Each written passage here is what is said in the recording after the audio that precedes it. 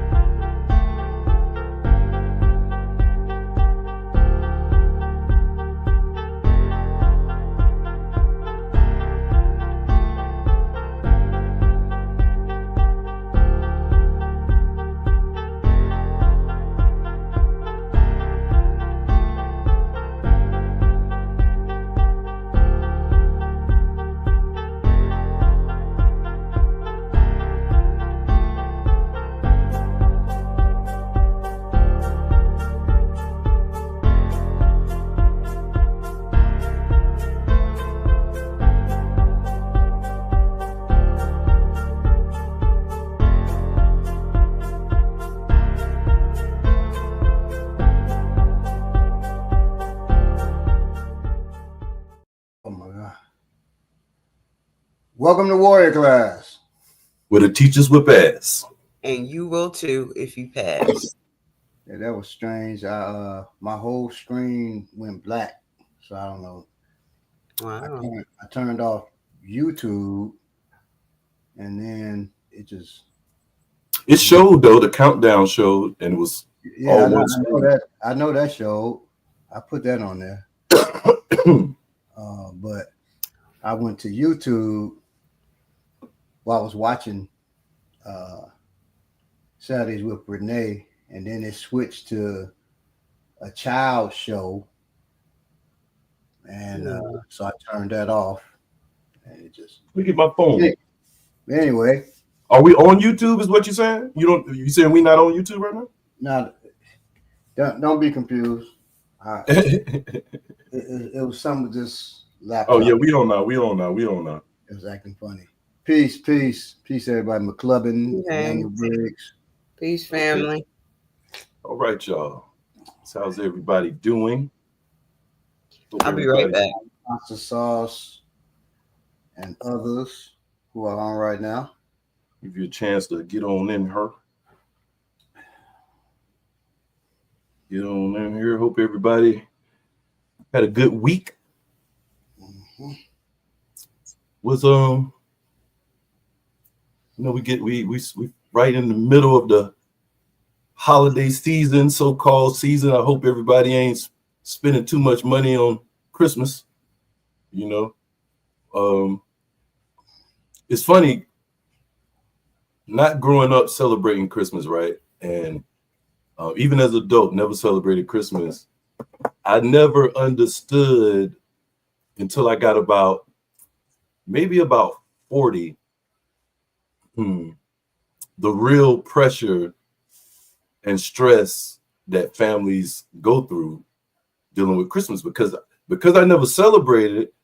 I understand. I mean, of course I understand, but I don't feel that pressure.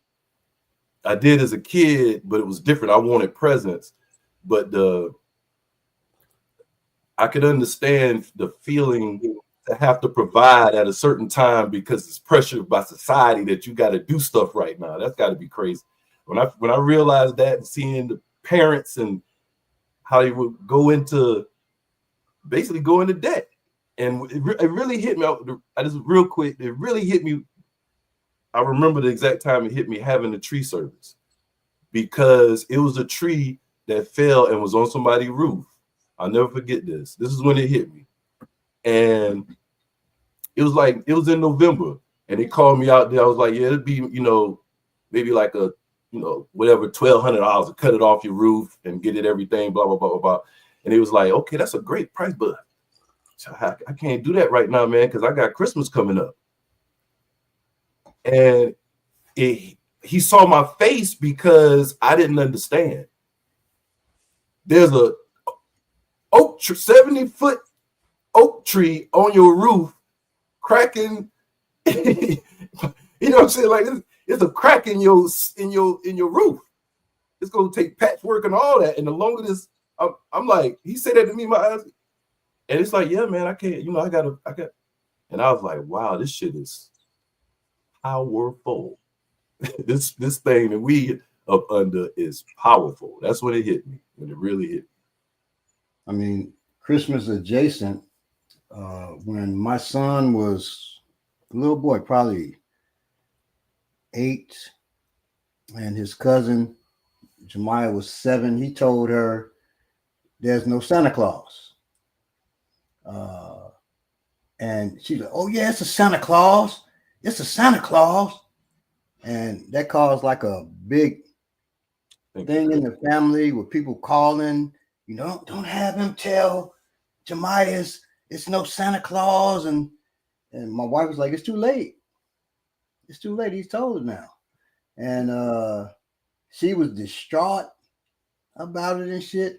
And she believed in Santa Claus. I think that she was 10 years old or something. We talked about this, Bubba. We talked about this on the show. Did we? Because I remember saying, when you said that, 10 years old, my daughter, I was always the dad at the field days and stuff. So it's field day. I'm videoing the kids and they all in a row. And I'm like, I'm talking to my daughter and I'm like, "Hey, I wonder if your friends believe in Santa Claus and stuff." She's like, "Dad, don't say nothing." Her eyes got big. Don't say nothing. I said, "Are you serious?" This was a 10 and 11 graders. I said, "Hey." Not 10, 11 graders. 10, 11 year olds.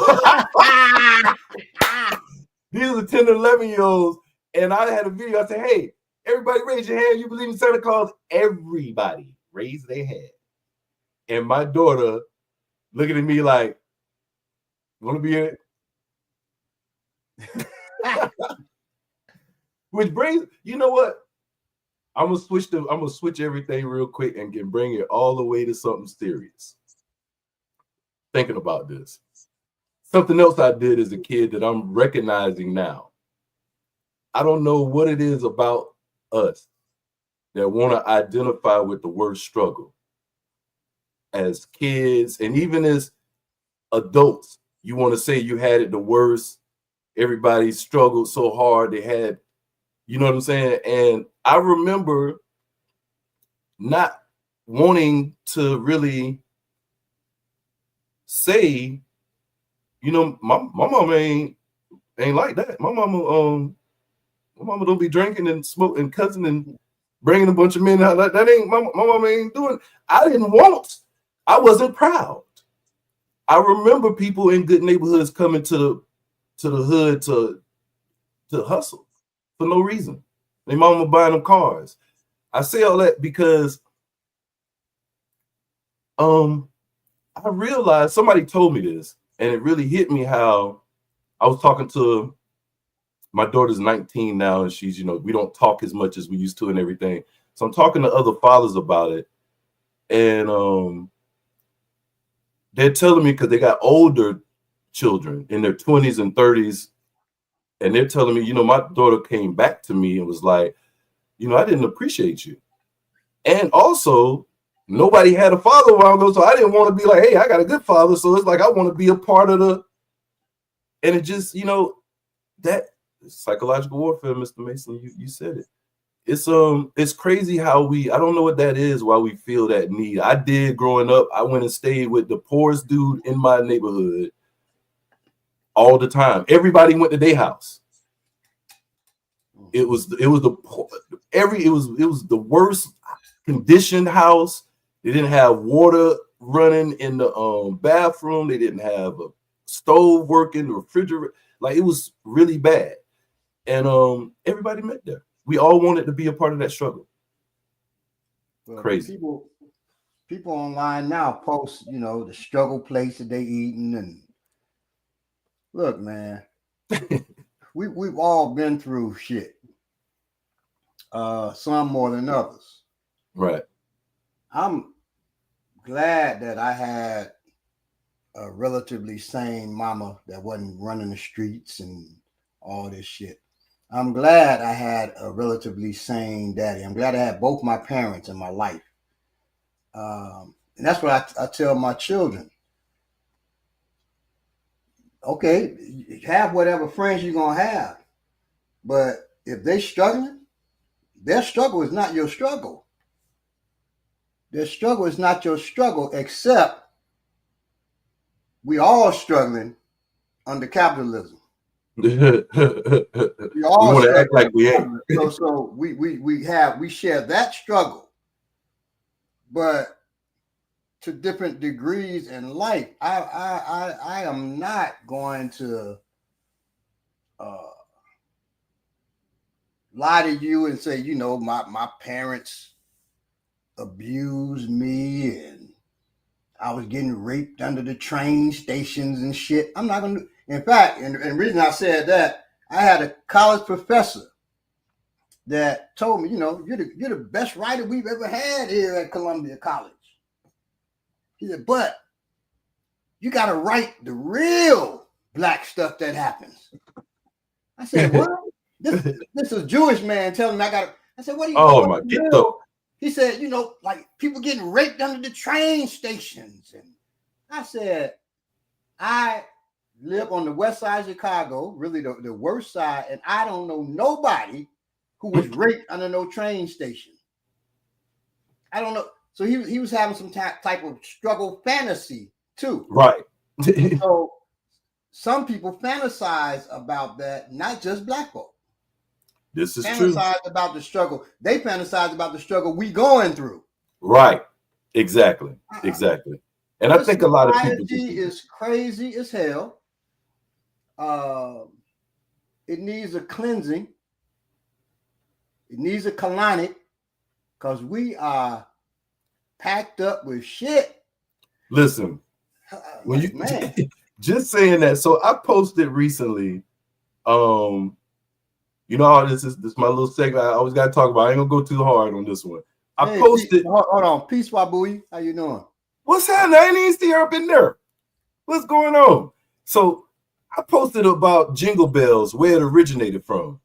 If you don't know, please do your research.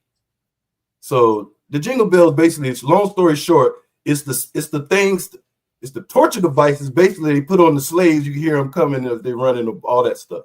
It's the origin of it. So I basically posted that. Also the origin of putting when you put the bell on the cat. Yes. It comes from that. Yeah. So I posted it with a saying, basically saying, you know, we are complicit in our own demise, you know, when we embrace someone else's culture. Right. Alien culture. And this person jumped on and was like, hey, you know, I appreciate what you're doing, you know what I'm saying, and everything that you do on your page, but you know, you can't be beating us up. You know what I'm saying? Like, we doing the best we can out here. So I responded back, I appreciate your response. But in all reality, first, all of us ain't doing the best we can out here. No. That's the first thing. Secondly, everything ain't for everybody. Some of us need our ass whipped. Some of us just need a hand pop, and others need a handshake. So my whole point is being so emotional about what we going through and what we got to do. And so we so touchy about where we at in our personal space and where we at as people, that criticizing us is becoming, I don't know, man. It's really getting, it's like shea butter, weak bonus for. All right, that's all I got to say about that. That's I end up. So, as a martial art instructor, I've ran into shea butterness from time to time. Have you now? And people get real touchy when you correct certain things. Yeah, bro. Case in point, my son saying ain't no Santa Claus. His cousin saying, hey, it is a Santa Claus. You wrong, blah, blah, blah. And then the adults calling to say, hey, he shouldn't have done that. we get that's the low end. Right. But we get touchy about everything, especially nowadays in this internet, goddamn social media era, man. We just so. I was watching Saturdays with Renee, and there was a dude on there. He just complained about everything. He just complained about everything. He just complained about everything. And I know, he said, I know all this stuff you all are saying. It's time for action. And that's the motherfucker that's not going to put in no work. Right. What are you doing? I'm waiting for y'all to do something so I can do something. Right. It reminds me. That's exactly how the conversation went with him. He hadn't done nothing. Right. I was going to say he's not going to do nothing. He's just going to sit and complain about nobody else doing nothing. Man. Just like the kind of gender wars thing and how that's been engineered to set us against each other.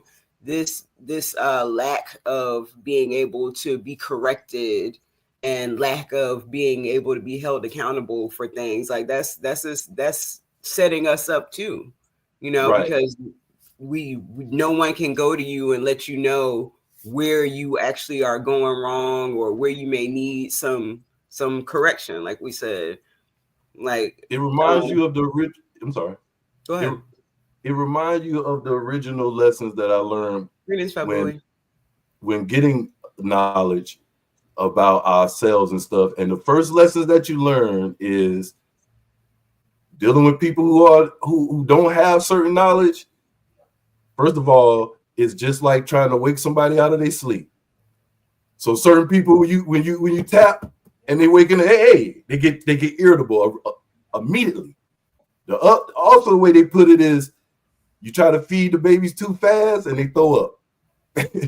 and I go back to that original lesson. So I just want people to keep that in the forefront of their minds. And also, this thing that's been irking me, really, really irks me lately, is us speaking negativity on ourselves as not understanding the power of words. And I know I say this a lot, but we are professionals of cursing ourselves. We're professionals at cursing ourselves. We do it unconsciously and all day long. Man, we ain't gonna never. We really got to work on that. Work on that with yourself. We do that with ourselves first, because that's where it starts. But also work on saying something to people when you hear them say that. Work on making sure that you let them know that that's not what you think and that's not how it really is. Find your own way. I always be like, hey, man, don't curse us. I try to make it a little funny. Like, hey, don't put that. I don't accept that curse, but I do understand what, you know what I mean? Let them know this powerful. That's big. That's real good. That's good y'all doing. Because I don't waste my time with these motherfuckers. Anyway, I'm not gonna. So for me, and I've told Belay this before. Yes, you have. Teaching, I'm always teaching something, right? So I'm not just teaching Joe Smo on the street nothing. Okay, I'm not doing it now. You said you do, huh? If he's in my space, then of course, I'm gonna find myself teaching something. Yeah, but outside of that, man, I mostly mean like I interact at work. I'm saying I don't take this like Facebook and Instagram and what's the other, Twitter. I don't take that as my space. Right. Some people be like, this is my page, and damn it, you don't say nothing on my page. Like, this ain't your house, man. Right. You jumped on the open internet. Right. And saying some shit out there. Yeah. Right. So it's like, man, my page, my rules. No, that's your house, man. Right. You're mistaking it. Yes. Like, oh boy. Anyway, so this episode is security versus police, and this ain't for security and police. I mean, they can learn from this, but it's for you. A lot of people think they the same thing, and a lot of them think they the same.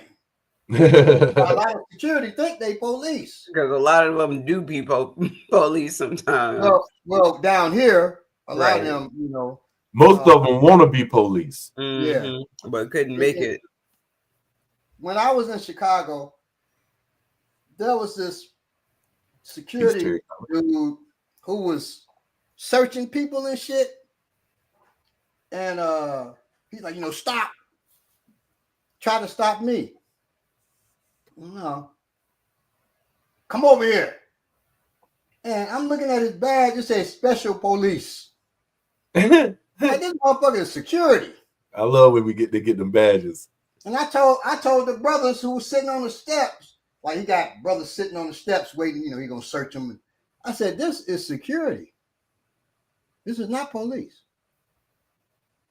They, what? Man, they jumped up. They ran him up out of there.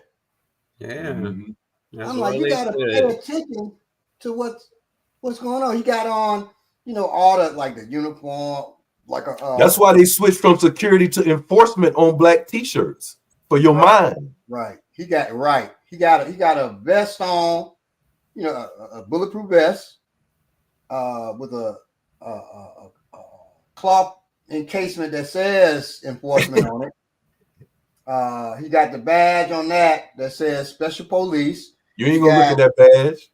He's got, the belt, utility belt on his belt, flash lights and shit on there, and had a pistol on there too, which that's illegal in Chicago. Oh, wow. I mean, you can be armed security, but you can't carry around like that in Chicago, right? I said, man, this motherfucker. They didn't care that he had a gun on his side. They ran him up out of there. Oh yeah, I know in Chicago they don't care because they don't care in Atlanta. No, they don't care. Real police, they'll just run up in there and shit. They'll run the station, hit the police, set them up to come out. For the police to come outside, and they start whooping ass. So, oh wow, that's a different environment. Oh yeah. I happened to catch one on video. We were at home during COVID. I said, "Look at this, dear." There was a police station. A brother ran inside, cold cocked the cop, ran out. A bunch of police came out, and people started bricking him. So then they had the riot gear. They put on the riot gear and shit. And they're getting ready to come out. The people came in there. And you see the cops like, they were running. They were running from the folks. And I always tell people, cops are not used to people coming at them. Right. They came in there and those cops were scared like a mug. And they were whooping cops' ass. So they shut down. It was downtown Chicago. They shut down all downtown. That's a huge feat because our downtown is humongous. They shut down all the bridges. And so they were trying to keep the ones who did it from getting out of there. Man, one brother, he had escaped. He driving around in the cop car, filming himself. I remember. Wait a minute, ain't that on video? Yeah. It was during the riots. So it's during the Yeah, it was during. I remember that. Yeah. I remember that. I posted that. Yeah. Yo, they were wilding, son. Yeah. So, they're not. You definitely, and I don't know if I should even say this.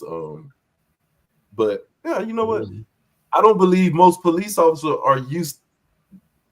One thing I used to do, I used to always keep in my mind I'm talking to a dude or a woman. I take everything else away. And my energy is so when they talking to them, like, yeah, man, so. And I can get a lot of times they break out and turn to a person. And then they realize they talking to me like a personality, it's hard to go back. Mm-hmm. Once you set a precedent, it's hard to reset it. You know what I'm saying? That's just a little something like you saying, because if you just come into them directly. They used to everybody doing this. Right. And when you just boom like that, if that's physical, if that's mental, if conversation wise, it throw them off a lot of times. Shit, yeah, all the time. And I'm always asking questions. I ain't never answering too many. I keep asking questions and asking questions. I stay asking. But anyway, that's another story. So let's get one thing straight. All right. Security personnel are not police officers. Right? While they tell some of them that to their face, though, y'all, real quick. Say that to their face. Now, so I've had security officers try to pull me over in a traffic stop. That was the Lord giving them the right one. I'm like, well, so anyway, while they play a crucial role in keeping your property and people safe, their authority differs significantly from law enforcement. Here's a breakdown of what security personnel bring to the table. And of course, I've worked security. Belay's worked security. I'm forming a security company right now. All right. But anyway, deterrence is the first thing. Security guards act as a powerful deterrent to criminal activity. The mere presence of a uniformed, trained professional discourages potential troublemakers. So deterrence is number one. Number two, sending a clear message. This place is monitored and there are consequences for wrongdoing. So that's second. And eyes and ears on the ground. Security staff are trained to be observant. They patrol the property, identify suspicious activity, and report any concerns. They're the first line of defense, gathering information and escalating situations that require further intervention. So that's security's role. Now you say you're forming a security company. Is this like the security that's at the apartments, or is this like Blackwater? Because I've seen the thing you got. It's called Killers Incorporated, right? Ain't that the name? Yeah, Killers Incorporated is it's like Blackwater but worse. Boom. Wow. All right, Jack. I'm still training hard. I'm at it right now. Okay, so a common misconception is that security guards have full arrest powers. In most cases, this isn't true. Security personnel are private employees and not public authorities. The primary function is to observe, report, and detain suspects until law enforcement arrives. They can only make a citizen's arrest for crimes witnessed firsthand, and even then the extent of force must be reasonable. Security guards operate within specific legal boundaries. They cannot conduct searches without consent or impersonate law enforcement. Their primary function is to protect property and assets, not to investigate crimes. So what can security guards do legally? They can remove people from private property. Security personnel are the first line of defense against trespassers on your client's properties. Here's a run through of their authority and limitations in removing people from private property. They can instruct trespassers to leave. Security guards have the authority to inform trespassers that they are on private property and order them to leave. This should be done in a firm but professional manner. They can detain and question. In some jurisdictions, with proper training and under specific circumstances, security guards can briefly detain a suspected trespasser to ask questions and verify their identity. This is really good for us to know, y'all. Like, oh yeah, if you like somebody, you can say it, but you got to be in a professional manner. Like, you can address them with this information. I just wanted to mention, That's true. It's crucial also to note that a security guard cannot detain you by using force or other means used by police, such as handcuffing you or placing you in a holding cell or using phrases like "you are under arrest." They can escort trespassers off the property. If a trespasser refuses to leave on their own, security guards can physically escort them off the property. This should only be done with minimal force and only if the trespasser is not resisting or posing a threat. Security guards are generally limited to using reasonable force to remove trespassers. This means they can use the amount of force necessary to achieve their objective, but nothing more. Any excessive force could result in legal repercussions for the security guard and the security company. Clearly posted signage stating no trespassing or authorized personnel only strengthens a security guard's authority and discourages trespassing in the first place. I've witnessed some of that firsthand. I worked at a few stores, and one in particular, we had a really aggressive security guard, and the store ended up getting sued because he tackled someone who was trying to leave the property. So, yeah, But can you? I've seen security guards in stores handcuff people too. Oh yeah, y'all must not know about the mall, the underground mall. Oh yes, sir. Y'all remember that famous Asian people? Famous. Mm-hmm. Could you address this, Baba? And it's online. If y'all just go underground security, he's famous, y'all. He got 1 million views. I mean, it varies by state, but cops have a lot of security gigs, and when a cop is off duty, they're often still obligated to enforce the law, or at least they can if they won't without consequence. Can you speak to that, Bob? Yeah. So, okay, a lot of places will hire police on purpose to work security gigs. Now, they are police, so they are going to get away with more than a regular security officer is. But you can sue them because when they're in security, working security duty, they have to do as security does. Right. So they can't be busting your head to the white meat, and they're a security officer. They're not a police officer. Okay, so police are police 24/7, but when he puts on that security outfit, which it used to, and in some states it still is, it used to be against policy for police to work security because of that reason. Right. They got out. They wiggled out of that.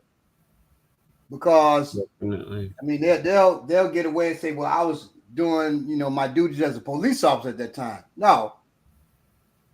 And if that's the case, okay, you don't sue him. You sue the goddamn company he's working for. You can do that. So, right. If he say he acting as a police officer, you can sue the police department. If he say he acting for the security company, you can sue them. And not just that. If he say he acting as a police officer, you can sue for his bond. You can have a bond hearing. Yeah. Even matter of fact, check your state. If he's acting as security and violates your rights, he is still a police officer and he's still obligated to a bond hearing. Yeah. So it's more dangerous for him as security to do something to you that's unlawful, or you feel infringes on your rights, than it is for him as a police officer. Actually, I want to get in all that foolish stuff. I don't be caring about this law that I learned back in the days, because I'm gonna do what I got to do. I don't care. I'm sorry. Let me stop. Somebody was just talking to me yesterday about you can't have the thing on your rifle no more. The front is a bump stock. Is that what it is? That's the back, but the piece in the front, the little handle thing now, it's illegal to have that. And he was talking about how they don't want you to really do. No, not on the shotgun. Now on the rifle, they say that you can't have that piece on there. Wait, when you hold a rifle? Yeah. They say you can't have that now. And they don't want you to have the bump stop. So they don't want you to be able to control your rifle. They don't want you to have good control of your rifle. Hey, that's the law. That's the law. All right. So anyway, security officers can request a physical search. They can request the physical search. So they can say, "Hey, may I search you?" Right. You don't have to. So navigating the legal boundaries of physical searches can be tricky. The key here is consent-based searches. Right. Security personnel generally cannot perform a physical search on someone unless they willingly agree. So security stops you in a store. They searching your pockets and shit. They can't legally do that. Right. You can't do that unless you consent to it. Here's the breakdown of how consent-based searches work for a security guard. Requesting consent. They are to politely request a search, explaining why it's necessary for security purposes. This could be random bag checks at the store exit, security checks at an event entrance, or investigating a potential theft. So, like, if you have a bag and you have a shotgun in your bag, you say, no, you can't search my bag. They don't have to let you in that property, though. Right. They can deny you that. Right to refuse. Be clear that individuals have the right to refuse a search. If someone declines, a guard cannot force them. However, they can deny entry to the property if it's a private venue like a concert. Ask the person to leave the premises, like at a retail store. Ask the person to leave. You can say, no, I'm not leaving. If they suspect the crime is being committed, they can detain the individual and call the police, who may have the authority to conduct a search. Okay. Examples of common search scenarios. At store exits, security personnel might request customers to open bags or receipts to verify purchases. This deters shoplifting and helps recover stolen merchandise.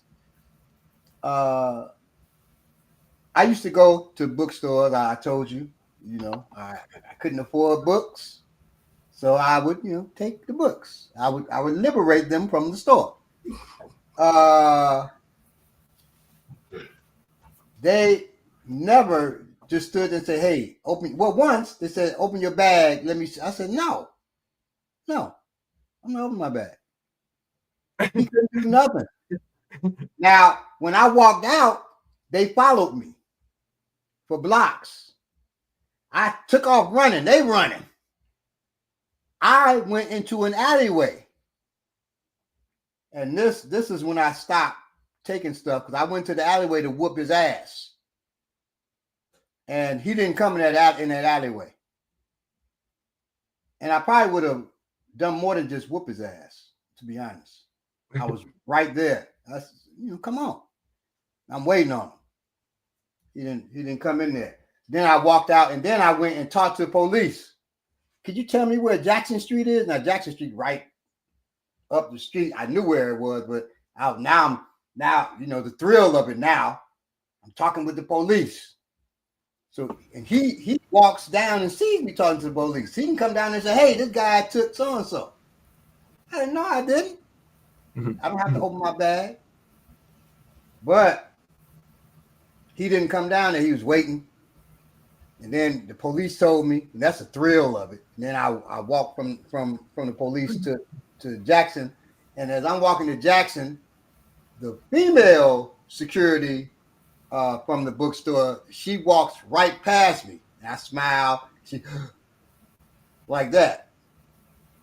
She was really scared for her, because really a security guard's a normal citizen. She was scared I might bust her head to the white meat. So then she kept walking, and I said, "Man, why did I do that? I'm not doing that no more." And I stopped shoplifting. I was 19 when I stopped. Real quick, I appreciate your casserole, girl. Vertical foregrip is what I was looking for, and also is that Jack once said they get security punching down on homeless in Denver. That you see a lot of that in Atlanta too. El Chancho Should said, ironically, Trump banned bump stops. Jay Allen, security guards always talk down. Jay Allen said, "Security better not talk to me. I lift heavy weights and I'm disagreeable." All right, tough guys, you. Hey, I ain't gonna say nothing. I ain't gonna say nothing to you. I do security, and if I see you, just tell me, "Hey, I'm Jay Allen." I'm like, "Whoa, whoa." Right. I'm saying, "Oh shit." You let Jay Allen go. A dog named Sheldon was a security guard. George Floyd. They worked at the same bar. Chauvin was a security guard. He was George Floyd's co-worker at the same bar. Yeah. The one who murdered George Floyd? Mm-hmm. I think it came out during the trial. Yeah. I quit hanging out so the security doesn't have to recognize an ID me. That's very interesting, too. All right, so anyway. Large events often have security checkpoints where bags are inspected for prohibited items like weapons or alcohol. This ensures a safer environment for attendees. Security guards at construction sites might request workers to show tool bags or briefcases upon exiting the premises to prevent theft of materials or equipment. Remember, even with consent, searches should be conducted professionally and respectfully. Okay. Right. So they shouldn't be just rummaging through your stuff, throwing it out. They shouldn't be talking jive to you. They should just look through if you give consent. Right. And on the opposite, you gave consent in the first place. So, and on the opposite end of that, you know, because we are talking about how to use this information to navigate through security and police officers, but also you may be throwing an event. You may have something where you may need security. And so this information, it works that way too. So a way to protect your security is by like security they don't have the right to search your bags and stuff, like he just said. So the way you do that, like you see in a private business, they post a sign and said all bags, you know, from this point, blah, blah, blah, blah, blah. Search. Right. And security there, he don't even got to say nothing. You go there and you give him your bag, or you don't go past that point. And that's how you kind of protect checks and balances for each other. You know what I mean? Yeah, and keep yourself from getting sued also. Boom. All right. So carry weapons. Not all security situations require firepower, but for high-risk environments or those involving valuable assets, armed security guards provide a crucial layer of defense. Refuse entry. Security personnel aren't just there to react to incidents. They play a proactive role in safeguarding property. A key tool in their arsenal is the ability to deny entry. This may seem straightforward, but it is a crucial responsibility that requires good judgment and clear communication. Security personnel can deny entry to a variety of individuals, including those without proper identification. This applies to anyone entering a restricted area of or after-hour periods. Enforcing ID checks ensures only authorized personnel have access. People exhibiting suspicious behavior. Security guards are trained to spot red flags, if they're trained by his security.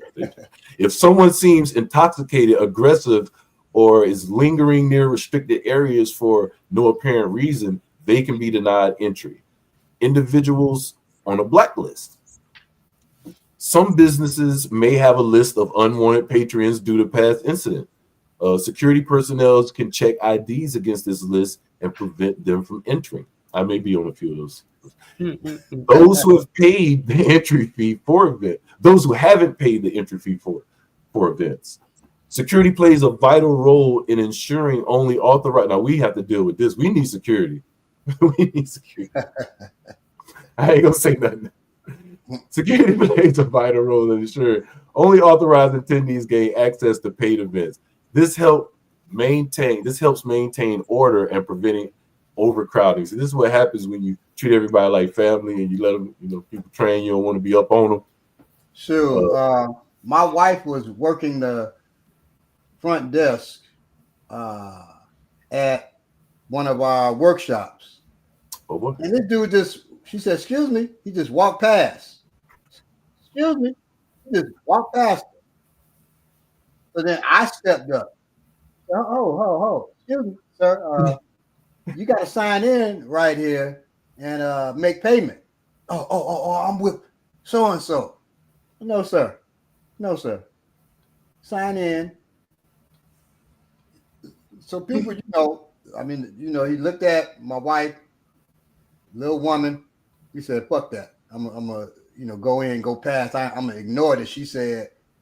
So now, and I'd have done that for any sister who had been up at the front. Yeah, well. Mm-hmm. No. That lets you know his character too, right up front. Right. Now, there's a sister in our group, Ogunlewa, who wouldn't have let him do that. She'd have been stepping up, getting in his way, as little as she is, but you can't let people do that. No. And no, I'm not saying you weak, dear. I'm not saying you weak. I'm saying that dude took advantage of you. Right. And she's not super aggressive as a woman. She's not aggressive like that. So, so people will try to do that, and security guards can deny them entry. Yes. Robin C says the red flags they tend to see be black people. Right. Some just see, they black. Red flag. If you from where I'm from, and that includes some black. Yeah, most. I would say probably as many or more than non-black. I'm from Wilmington, North Carolina, and anybody from Wilmington, North Carolina knows about the downtown scene. There are security in front of the clubs downtown, and if you are black, you have to be in perfect condition to get in the club. You got to be in perfect condition, meaning you got to be dressed in slacks. Now other people, sneakers, shoes, whatever they want. You got to have on slacks, button up, and a white friend. And a white friend. If you ain't got a white friend, all that other shit ain't gonna even matter. You gotta have I'm not bullshitting you. Some of them clubs you got to have, I gotta say Charles Eccles. Oh, I ain't getting in that motherfucker. That's real shit. And I shouldn't want to get in something like that. But as a kid, you don't even feel it's so much racism everywhere. It's like this is just, this normal shit. In Phoenix, there's a couple of clubs. You can walk in there if you black but you better not talk to another black person. I'm not bullshit. I know a sister who went to the club. She went in, you talking about this before. Yeah. There's a handsome brother in there. She went talking to the brother. The brother goes, security. And they walked her out of there because she was trying to talk to her brother. They got their own rules in there. In that club, you got to talk to somebody of a different race. It's insane. It's 2 clubs like that in Phoenix. Back then when I was living in Phoenix, so now it's probably more. But know what club you getting into before you get there. The ironic part is that Wilmington used to be all basically black owned and ran, and now you can't get access in the downtown club. Ain't that some shit? So there's a club down here, real quick. There's a club down here that was going to hire me to work for him, and when I found out exactly what the club was, I said, hell no, I wouldn't take the job. But you go in there, they spit on you, and so you can walk in. They spit on you, and so you can walk in with an umbrella. You can cover yourself. So they spit on your face, and then if you agree to be handcuffed, black people out because if you agree to be handcuffed to the bar, you can get in free. And you're handcuffed to the bar, and people are spitting on you, groping you. I said, no, I don't want to. No. They say, hey, man, we could use someone with your skills. Blah, blah, blah, blah, blah. I said, nah. I thought this was something else. So, Barbara, when you was at this club speaking to this guy about this, you don't realize what I'm saying when you was at this club speaking to this guy. I was at the club speaking to the manager or whatever he was. I thought the club was just a rave. It was real popular. So I thought the club was just a rave club or something. I'm not into those clubs, but shit, that's where the money's at, right? I was gonna ask what the pay was like. Oh, it was nice money. I would imagine. And they're gonna have me trained up under the head of security to replace him. So it was some nice money, but I didn't want. I'm like, wait. You said spit on people? So they want to spit on you. They want to spit on you. I said, but I don't care who they spitting on. I don't want to see nobody spitting. I don't want to see nobody spitting. Every day, all day. On your head. All right, let's keep it going. Let's keep it going. I'm about to have a dry heave in a minute. All right. So what am I finished? Okay. Now you got why refusal of entry. Why refusal of entry matters. Denying entry isn't just about following instructions. It's a preventative measure. By keeping out unwanted individuals, that don't mean the blacks, security personnel can reduce the risk of theft or vandalism, maintain a safe environment, and protect people and property. Security can also perform a citizen's arrest. Where you at? Right beneath you. Perform a citizen's arrest. Oh, okay. Arrest is the detainment of a suspect by a private citizen, like security officers, if they witness a crime in progress. It allows them to hold the suspect until the police arrive. In some situations, security personnel can be authorized to perform a citizen's arrest. However, this is a powerful legal tool with limitations, so it is crucial to understand when and how it can be used responsibly. So the conditions for a citizen's arrest are they must be witnessing a crime. Security guards can only make a citizen's arrest if they witness a crime happening in their presence. This can include misdemeanors or felonies. Reasonable belief. They must have a reasonable belief that the person they're arresting committed the crime. This means having enough evidence to convince a reasonable person that a crime occurred. Mere suspicion is not enough. And preventing escape. The primary purpose of a citizen's arrest is to detain the suspect until the police arrive. This is good information to have, man. If think about somebody stop your child, how many times people get stopped for accused of taking stuff? Mm-hmm. This is good stuff to know. Say, hey, man, you didn't see me. I don't care what this lady said I did. You don't have the right to hold me. Right. You knowing this shit, because you'll stay there. Right. Just like in court. The judge say shit to you, you do whatever he say and don't even know the law, and he just telling you stuff. Hey, don't say another word. What? What we in here for? I can talk. Right. Know what you're getting into, y'all. Know your stuff. Limitations of a citizen's arrest. Use of force. Similar to trespasser removal, security guards can only use minimal force to detain the suspect during a citizen's arrest. This means no handcuffs or weapons unless absolutely necessary to protect themselves or others. False imprisonment. A wrongful citizen's arrest can lead to false imprisonment charges against the security guard and the security company. Yeah, bro. What happens when a security guard makes a citizen arrest? Now, let me say something about false imprisonment, too. If you have a friend at your house, you tell him to leave. Y'all get into an argument, you tell him to leave. No, he says, I'm leaving. You say, no, we got to talk this out. He said, no, I'm leaving. You stand in front of the door. You say, no, we're going to talk this out. That's false imprisonment. I've been false imprisoned by a woman in relationships. I knew you were going to say that. You know I was going to say that too. So that's false imprisonment. I think women false imprison men a lot. A lot of times men false imprison women. Though. No, that's what really happened. Seriously, we're gonna stay. No, you gonna stay right here. No, you're gonna stay. You're gonna sit here and we're gonna talk. We're gonna talk it out. And that's false imprisonment.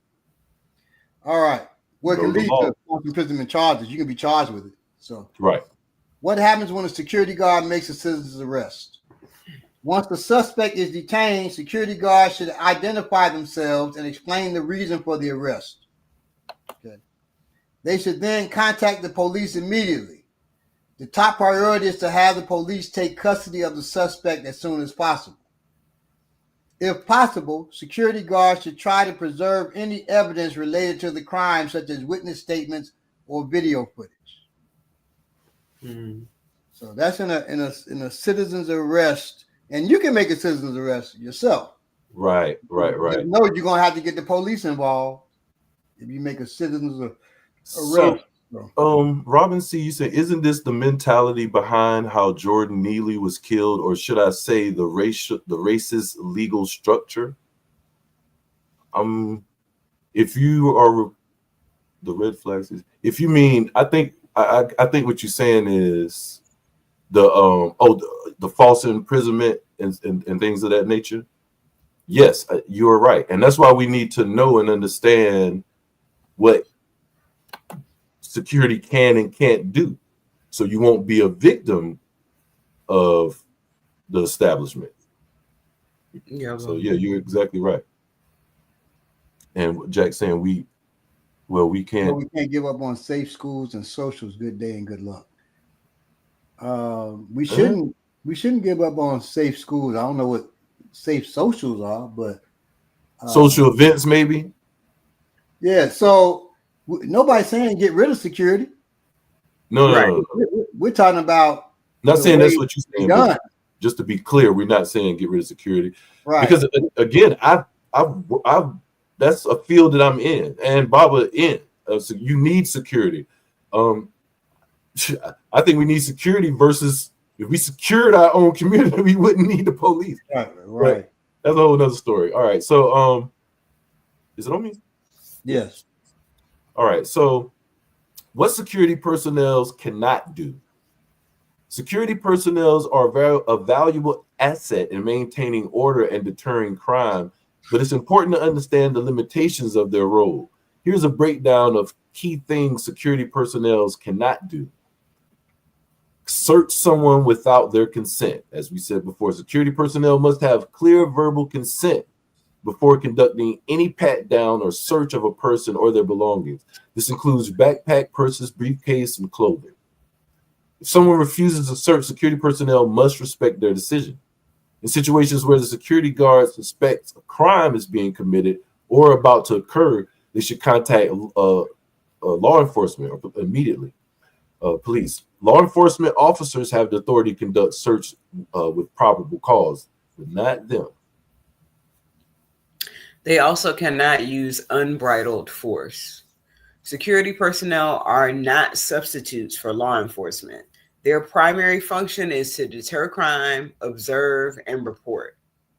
The use of force should always be a last resort. When force is necessary, it must be reasonable and proportionate to the threat posed.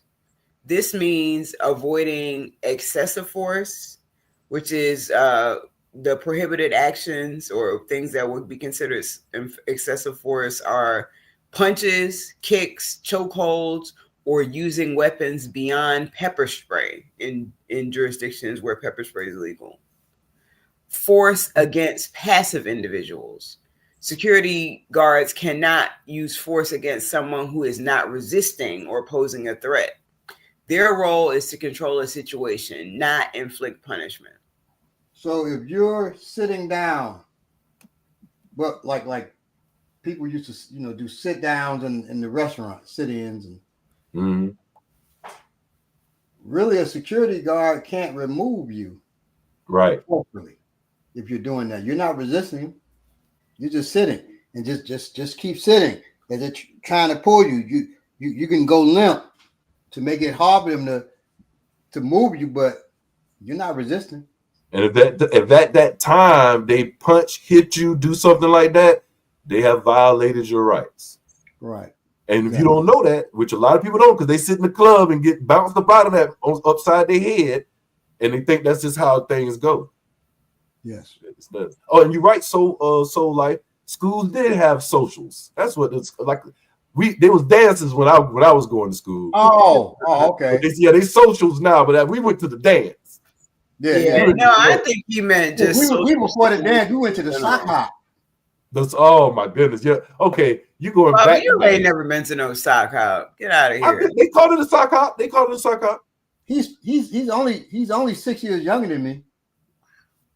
He tries to remind. I don't believe either one of you has ever been to a sock hop. I haven't.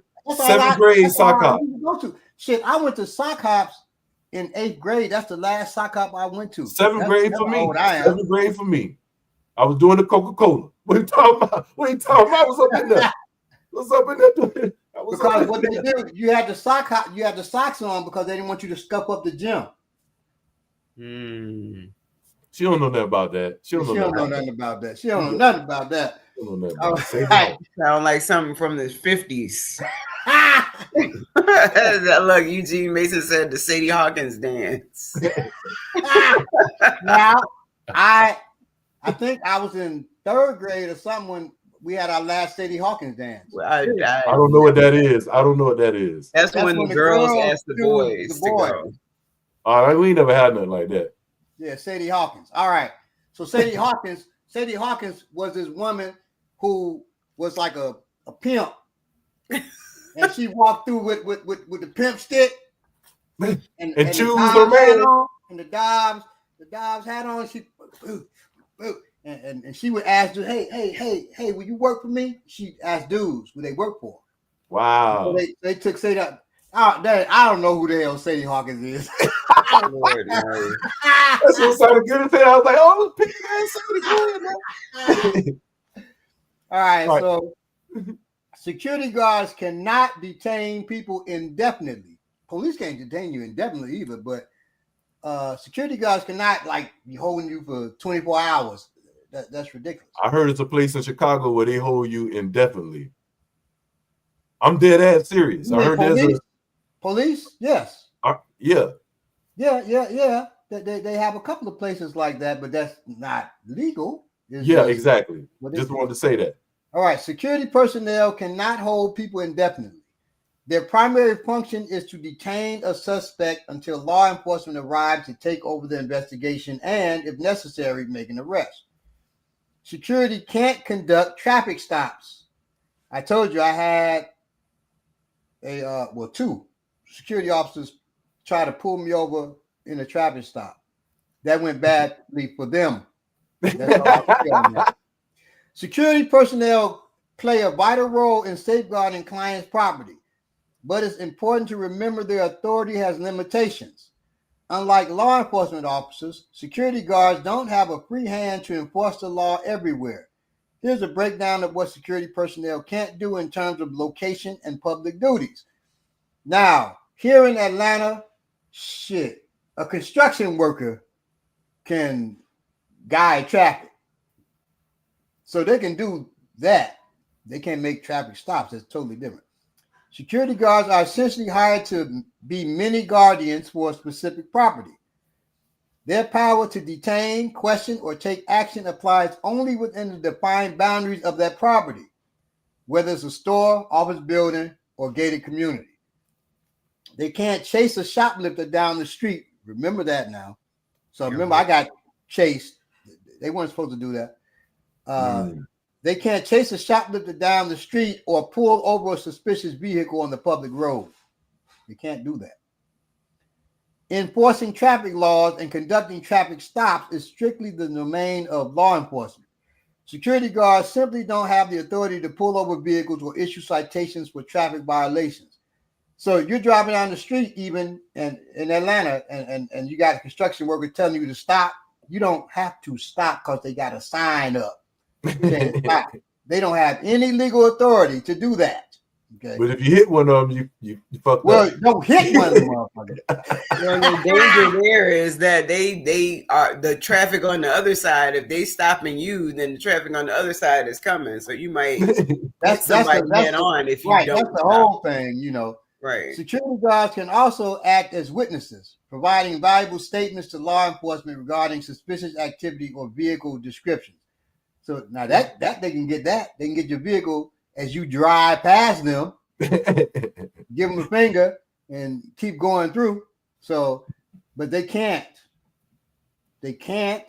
enforce the law of driving, and they can't chase you legally, and that's done all the time. They can't chase you legally. They'll tell you when I've worked at stores, they say if they pass the point of purchase, you gotta let them go. Wow. So if I ever steal something and get chased by security, I'm gonna run and then fall on purpose because they ain't supposed to be chasing me in the first place. Just stop and say, what's going on? Who are you after? Because they can't, and then he can't search you. Oh man, so I'm a run, trip, fall, pretend I broke my neck, and then they can't go in my pockets. You can't. And if they do, I've definitely still worked stole at like grocery And stores you where stole the shit.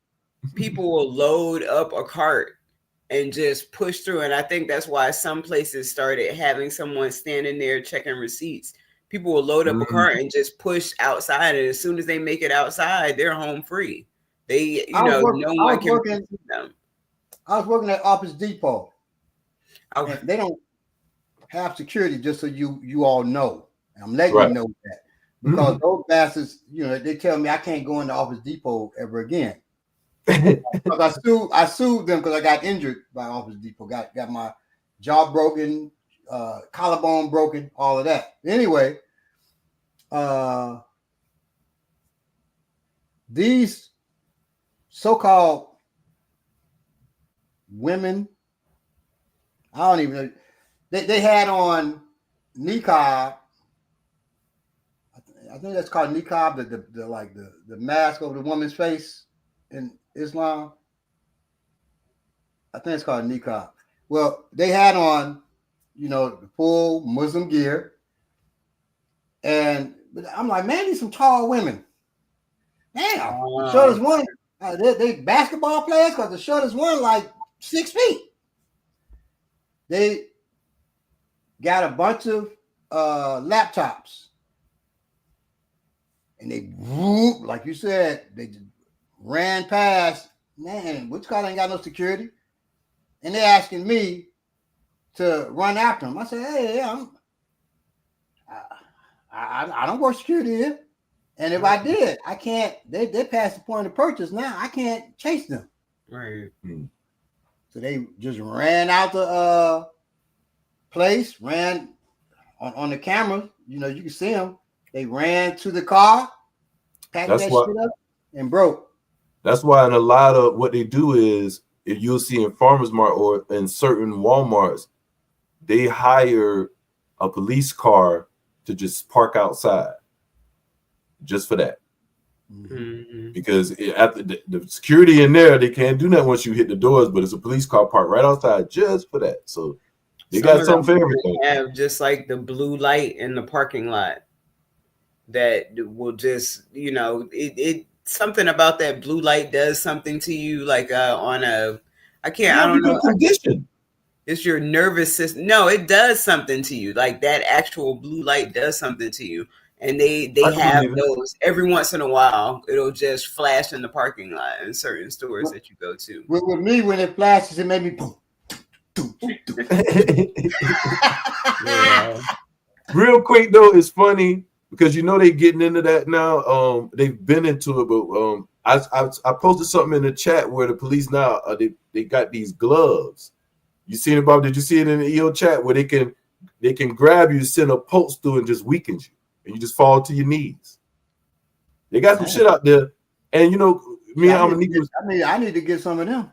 Me and Amanika was talking about this. Frequencies is real. If you think about it, you walk into a house, you could tell the TV on, ain't no volume got to be up. You can feel it. Yeah. You can feel the TV on as soon as you open the door in your house, or maybe some of you can't.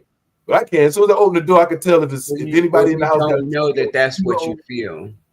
Well, that's another thing when I walk in the house, the TV on and make. All right, back to the damn. Anyway. Police don't solve, stop, or prevent crime because they were never designed to. I don't know if this is a shocking revelation to you people. Right. But it's true. Cops are the tools of the bosses from the day they were invented. I think you should to today. Do you need me to read I think that? you should Did you understand what I just said? It's very important. Okay. Police don't solve, stop, or prevent crime because they were never designed to. Officer, overseer. Yeah. Cops are the tools of the bosses from the day they were invented. Research all that. So today. That's weird. You got like a pause in your voice. But anyway. The most explosive urban uprisings in recent history, from Stop Cop City to rebellions in Baltimore and Ferguson, to the George Floyd uprisings throughout the world, to name a few. Why am I choppy all of a Throughout sudden? the world, but a few. I think I got to start over too. To the George Floyd uprisings throughout the world, to name but a few, have one thing in common. They were sparked by a widely reviled act of police violence. Somebody said I got cut off of YouTube. That's weird. And now I'm back. I was choppy for a minute, but now I'm back. Police probably messing with us, and I'm serious about that. And oh my God, I forgot. Yeah. Holy shit. Yeah. I love y'all. I'm sorry. Don't start that shit again. Don't start that shit again. I don't need that shit. This connection between police brutality and sudden acts of mass resistance is not new. Think of the 1967 uprising in Detroit or the rebellion in Los Angeles in 1992 following the beating of Rodney King. Yeah, bro. We must understand that the police are a product of capitalism and class society. The function of the police is and always has been to serve as an armed force of repression for the ruling class in order to maintain and reproduce the so-called order of a vastly unequal, racist, and undemocratic world. Okay, we just getting chilly up in here now. Once we see the function of policing is the violent enforcement of unequal social relations, we must discard the conventional idea that the police exists to protect and serve. I'm gonna repeat that because there was some noise in the background.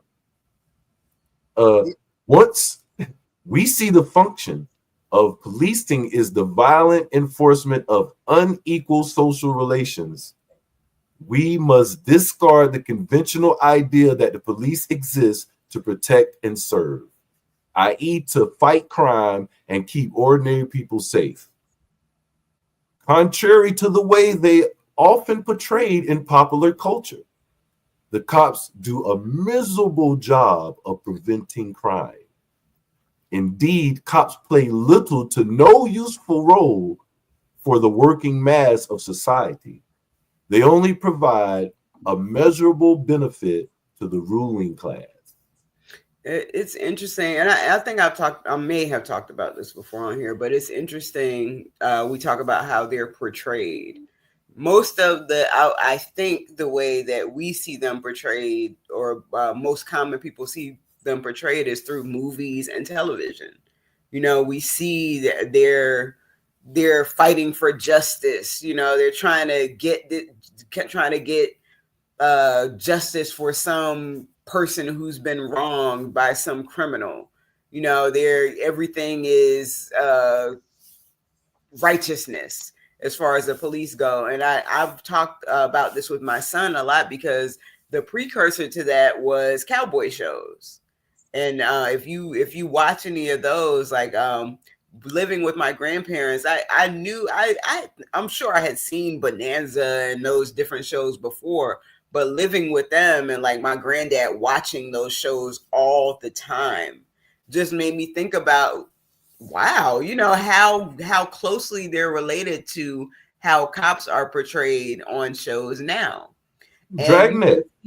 Right, exactly. And you can see the thread of those Western shows, how they very closely are related to just colonialism and manifest destiny and all those original ideas.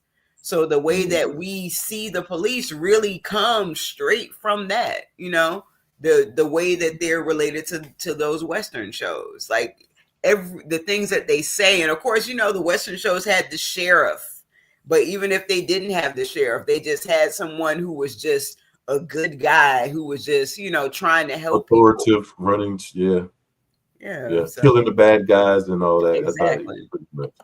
Real quick, I just want to ask you out there on YouTube, and did I break up again the last time I just read that? Because I see somebody else, McClubbin, saying that they cut me off of YouTube again. I think that's the same comment, isn't it? Yeah. Not from the same person. I'm tripping.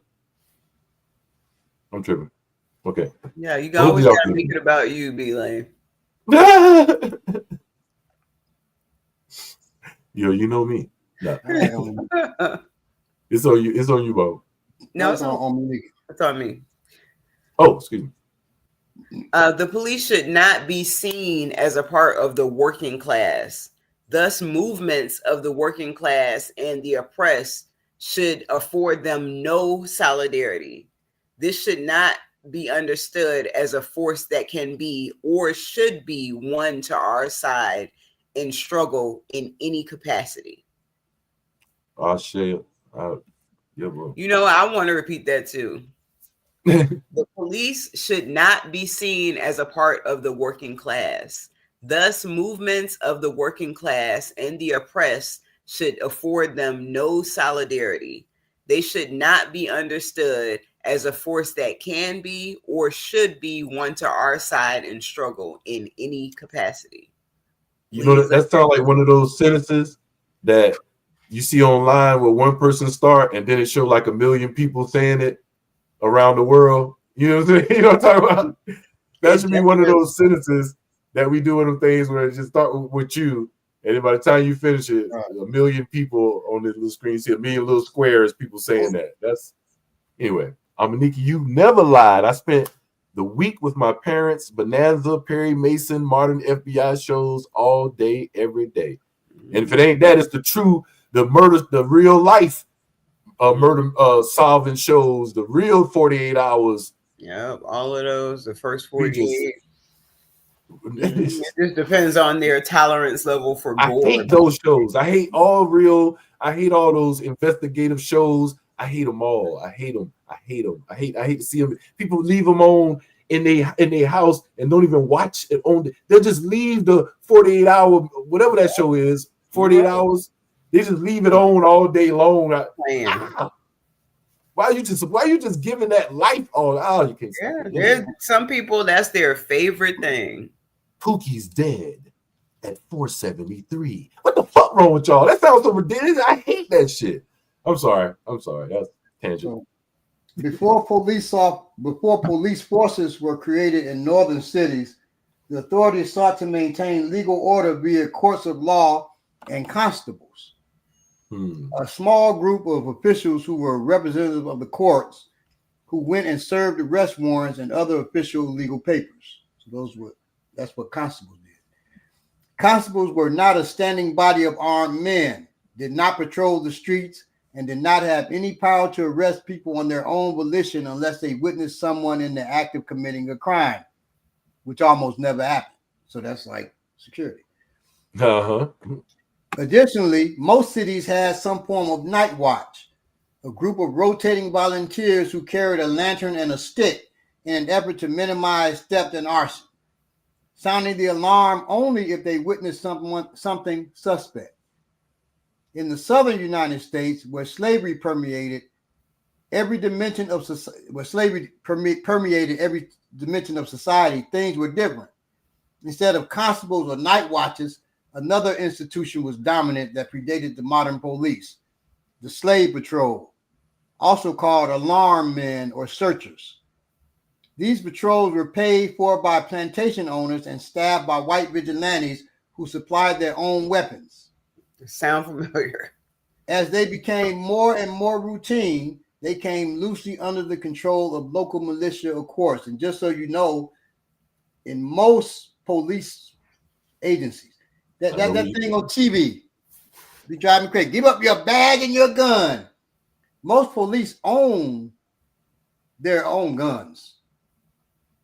They aren't supplied by the department, so you don't have to give up your gun. The police don't have to give up their gun. So that's a lot of bullshit that they show that. Anyway, TV. Because I'm like, okay. These patrols were paid for by the plantation owners. Anyway, however, urbanization moved and consolidated the enslaved population into cities. So they moved into cities. In Charleston, for example, the number of black inhabitants more than tripled from 1790 to 1820. Also, shifts in large-scale production of king cotton increased the number of large labor camps. So too did slave revolts. from Stono to the German coast, led by Gabriel Prosser, or Nat Turner, strikes fear into the hearts of the slave-owning ruling class and pushed them to opt for more professionalized and reliable ways of snuffing out resistance from below that were becoming even more difficult to manage. Few things terrified them more than the example set by the Haitian Revolution that began in 1791 and culminated in the liberation of the island's black population. This specter haunted them and gave confidence to rebellions of enslaved people in the United States. In 1796, a number of black citizens of Charleston were executed for a large-scale plot to burn the city to the ground. Real quick, I just wanted to say, if a lot of people don't know, but I mean, I didn't know, but December, when was it? I think, was it December the 5th, 1919 is when the first time Americans ever used, was it bombs from planes, I think? The first time the United States dropped bombs by planes were on December the 5th, 1919, when the USA dropped bombs on Haiti. Smith would, they used that and thought it would, what has happened? During the race riots. Okay, they did that, just like he's saying. This was almost like a fear thing. This happened in Haiti. I don't know if it's at the same, do we know this is going on, but this is the same time this is going on in Haiti, the Tulsa race riot, or not race riots, Tulsa massacre. They got me social engineered. I'm about to call it a race riot, but it's at the same time. So it's like, once that happened in Haiti, that rebellion, that's just an example of how it fueled us. The rebellion happened in Haiti in 1791. No, I'm talking about 200 years after, but they dropped the bomb. Right. Yeah, in 1919. Yeah. Right, and Tulsa massacre was in 1921. And so see, it's like, so they've never forgiven Haiti for the Haiti. Right, and not just that. What I'm saying is, when they bombed Haiti and Haiti still ain't fold, they went harder on blacks in America afterwards. That's what I'm saying. That kind of led to the massacres that happened all around North America, just like what you're just reading. Dominique, it's on you. Fear sparked by the success of the Haitian Revolution provoked ports from Charleston to Boston to ban and in some places deport Black people originating from the Caribbean. Social controls like curfews and restrictions on movement targeted Black folks, both free as well as enslaved. But those were difficult to enforce with ad hoc bands of vigilantes. Thus, a new organization was required to enforce this escalation in repression, requiring a more permanent and centralized authority than the slave patrols. This professionalization of the slave patrol in Charleston culminated in the formation of the City Watch and Guard in 1822. City Watch and Guard in 1822, in direct response to the thwarting of Denmark Vesey's planned slave insurrection. A daytime patrol was created that then became fully incorporated and transitioned into a modern uniform force in 1856. So that was before slavery ended. Okay, ended physical slavery, chattel slavery ended.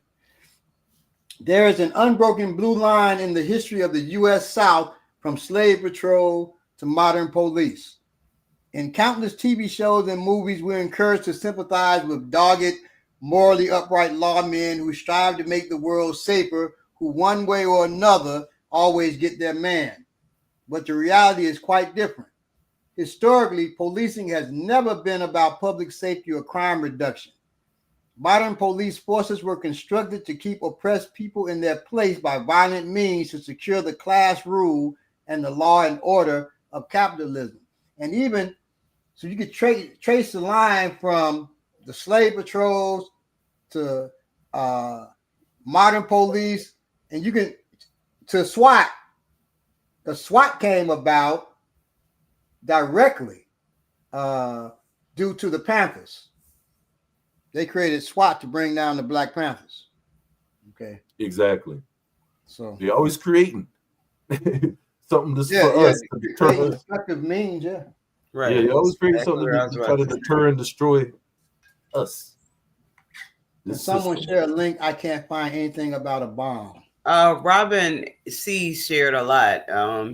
She talked about the bombing taking place, I believe she's saying in December 1919. It was related to a U.S. invasion of Haiti, which started in 1915. And she said they didn't want us making connections and wanted to stop Haitian resistance to the invasion. So I don't have a link for you, but if you Google December the 5th, 1919 U.S. bomb Les Cayes I don't know how to pronounce that. I think it's Les Cayes Haiti.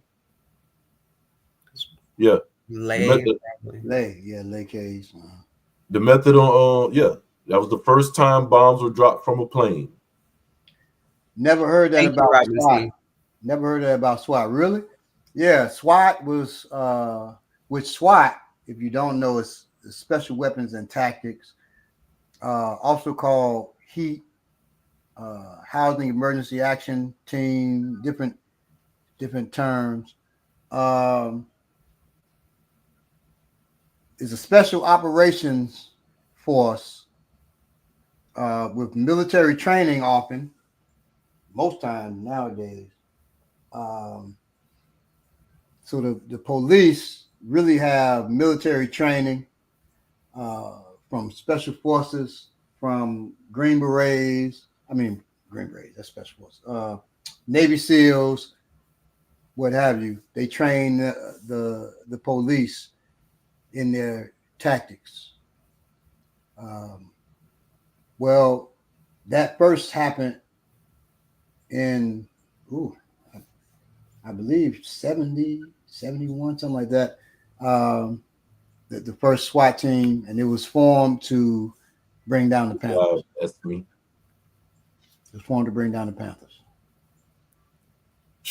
This was difficult for me, man, to talk about police like this, man. Y'all, like I said, I had to take a class when I first moved to Atlanta called Project Redirection. I wish I could remember that black reverend's name, because as soon as I seen a black matter of fact, he was a priest because he had the collar or whatever. That's a priest. That's not a reverend. Well, he could still be a reverend because some reverends read that shit. Okay, I bullshit you not. As soon as I seen him, and I'm not a Christian, so as soon as I seen him with the collar, this Negro with this collar, I'm already like, I'm toning out. This nigga here ain't got nothing to say to me. By the end of that course, he changed the way I moved, and basically the same shit when I ran into you were saying, like in different ways. He was doing it from a fear base. You're doing it from an information base. And what I mean by that is he was saying, when you get out the car, especially around the time where it was just the war was just ending in Afghanistan, and they were hiring a lot of people coming back from that. And he was like, people stop these men to stop you getting out the car. He already right here from what he done dealt with in the military, all this. So you getting out the car and you being on this, he already up here. It was just a whole bunch of stuff, but he just got me to recognize if I'm not about to risk everything, why risk anything?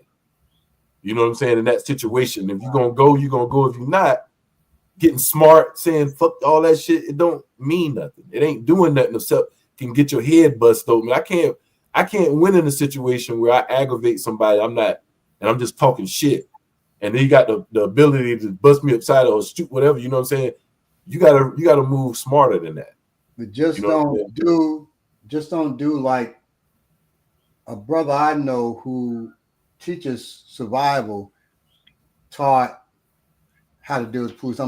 First, I want to say I missed the bomb on Haiti in 1919, December 5th, 1919. Anyway, he said when the police pull up, you don't say nothing. If they asking you, you know, what are you doing here, whatever, you don't say nothing. I don't fully agree with that because that'll get your head busted too. And detained. You can get detained for that. If the police say, hey, excuse me, sir, what are you doing parked outside this house? And you go,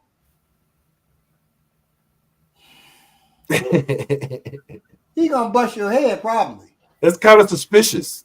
Right, that's right. So say something, you know, well, I'm here to pick up my aunt or something. Even if it's a lie, say something. But you may be there, you know, checking to see if your wife in this dude's house. I don't know what you there for, but you may want to, but don't say nothing. You may want to say, hey, you don't have the right to come here if you know your rights. Don't say. I cannot stand to see videos of people saying you can't do, and they can. You sound so stupid telling the police, hey man, you can't put, especially when they know they can. And you're not even sure. You just saying shit. You know what I'm saying? Be careful out there, man. We wolf ticketing ass people out here sometime, man. We will wolf ticket and wolf ticket and wolf ticket. I know this brother who is a well-known brother, so I won't name him. I know. I'm gonna say his name. I don't know. And he was going, you know, saying, hey, I'm a traveler, not a driver, or some shit. Oh, yeah. Oh my God. I'm a traveler. I don't need a driver's license. And the police pulled him over. And he says, hey, I'm a traveler, and so. And the police said, where's your license? I'm a traveler. I don't need a license. He said, well, yeah, you're gonna travel to jail. Travel right to jail. So come on. And now he's talking to his wife, crying on video. Now, this is a known dude who was respected. But now he's crying. He's teaching other people to say, you know, you're a traveler. Oh, that shit didn't work for you, though. Now you're crying about it because some shit, man, you heard that shit somewhere. You better do your research. Even I think there is somewhere out there some research that is telling them that that's okay, but you have to think about, you know, whether or not that's actually something that you can do. I respect the sovereign people. I believe we're sovereign, but you have to know whether the police know that if that was true. There you go. Police aren't taught that. So they gonna arrest your ass. Now you just prove it in the court then. Right. You might be able to prove it in court. Right now you're going to jail. So hold on. Let me make something. I don't want people get confused because I'm watching the comments. Sovereign citizen weirdos. Don't the Moors believe they don't? Okay, so let me just say something first of all. Sovereignty is real. Yes. That's not a joke, or that's not people that's crazy. Like I have to tell you the truth now. There are people who stand on being sovereign and operate as a sovereign person, as a private citizen or a national. They got their status. They move a certain way. They are provided certain privileges that citizens aren't, and they reap benefits to that. And those benefits also include, if you're not moving properly when stopped by authorities, things can happen to you. But you got to know exactly how to move. They're not saying certain things, and it's not ignorance. It's just the ones that know half base of that shit, and they only know certain parts of it, make everybody look stupid. And the ones that think that having this paperwork is going to stop an ignorant police officer from doing what they want to do. A real sovereign person, sovereign citizen is an oxymoron. Oxymoron that doesn't exist. But a sovereign is not going to say, hey, I ain't taking that ticket. I'm a traveler. You can't get. They're going to take whatever they give them, sign it under stress and duress, file paperwork, and never have to deal with it. You're not going to see a real sovereign on videos talking shit to a police officer because that doesn't make sense. They know the officer is ignorant. You're only going to see somebody ignorant arguing with a police officer. And that's just what it is. Yeah. So I just want to say that because I do talk shit about people who believe they can say certain things or believe their status is going to stop the judge from doing a certain type of judge from doing what they want to do. I've seen it, so I know. I've been in court. I've done most of the things that these people claim to be sovereign only have talked about. I've practiced it in a courtroom. I can say this shit. I video myself. I can say this shit. So I've seen people try to do it and get popped and locked and beat down and all that shit. So you only as strong as what you can enforce. There you go. You have the rights that you can defend. Right. Exactly. That's some sovereign people that's important and close to me. I'm sorry. Go ahead, Baba. One thing we have to realize is most of these cops got some mental issues. They will kill you over shit like that. Or you're talking about you're a traveler, or you service the bridge. So just be careful out here. I don't care who you are. I don't care what you are. Exactly. Be careful out here because these people have the right to kill you. Don't never forget that. Don't never forget they have the right to kill you. So you got to move smartly. Yeah, bro. I don't care what I say, what Belay says, what nobody says. Be careful out here. That's the first rule. Yeah, bro. Absolutely. Because these people will put us in the dirt, you in the dirt. They don't care. Me, I told you, I'm not going to jail again. So I know what that means. I know that means I could die. But I can die walking down the street, goddamn.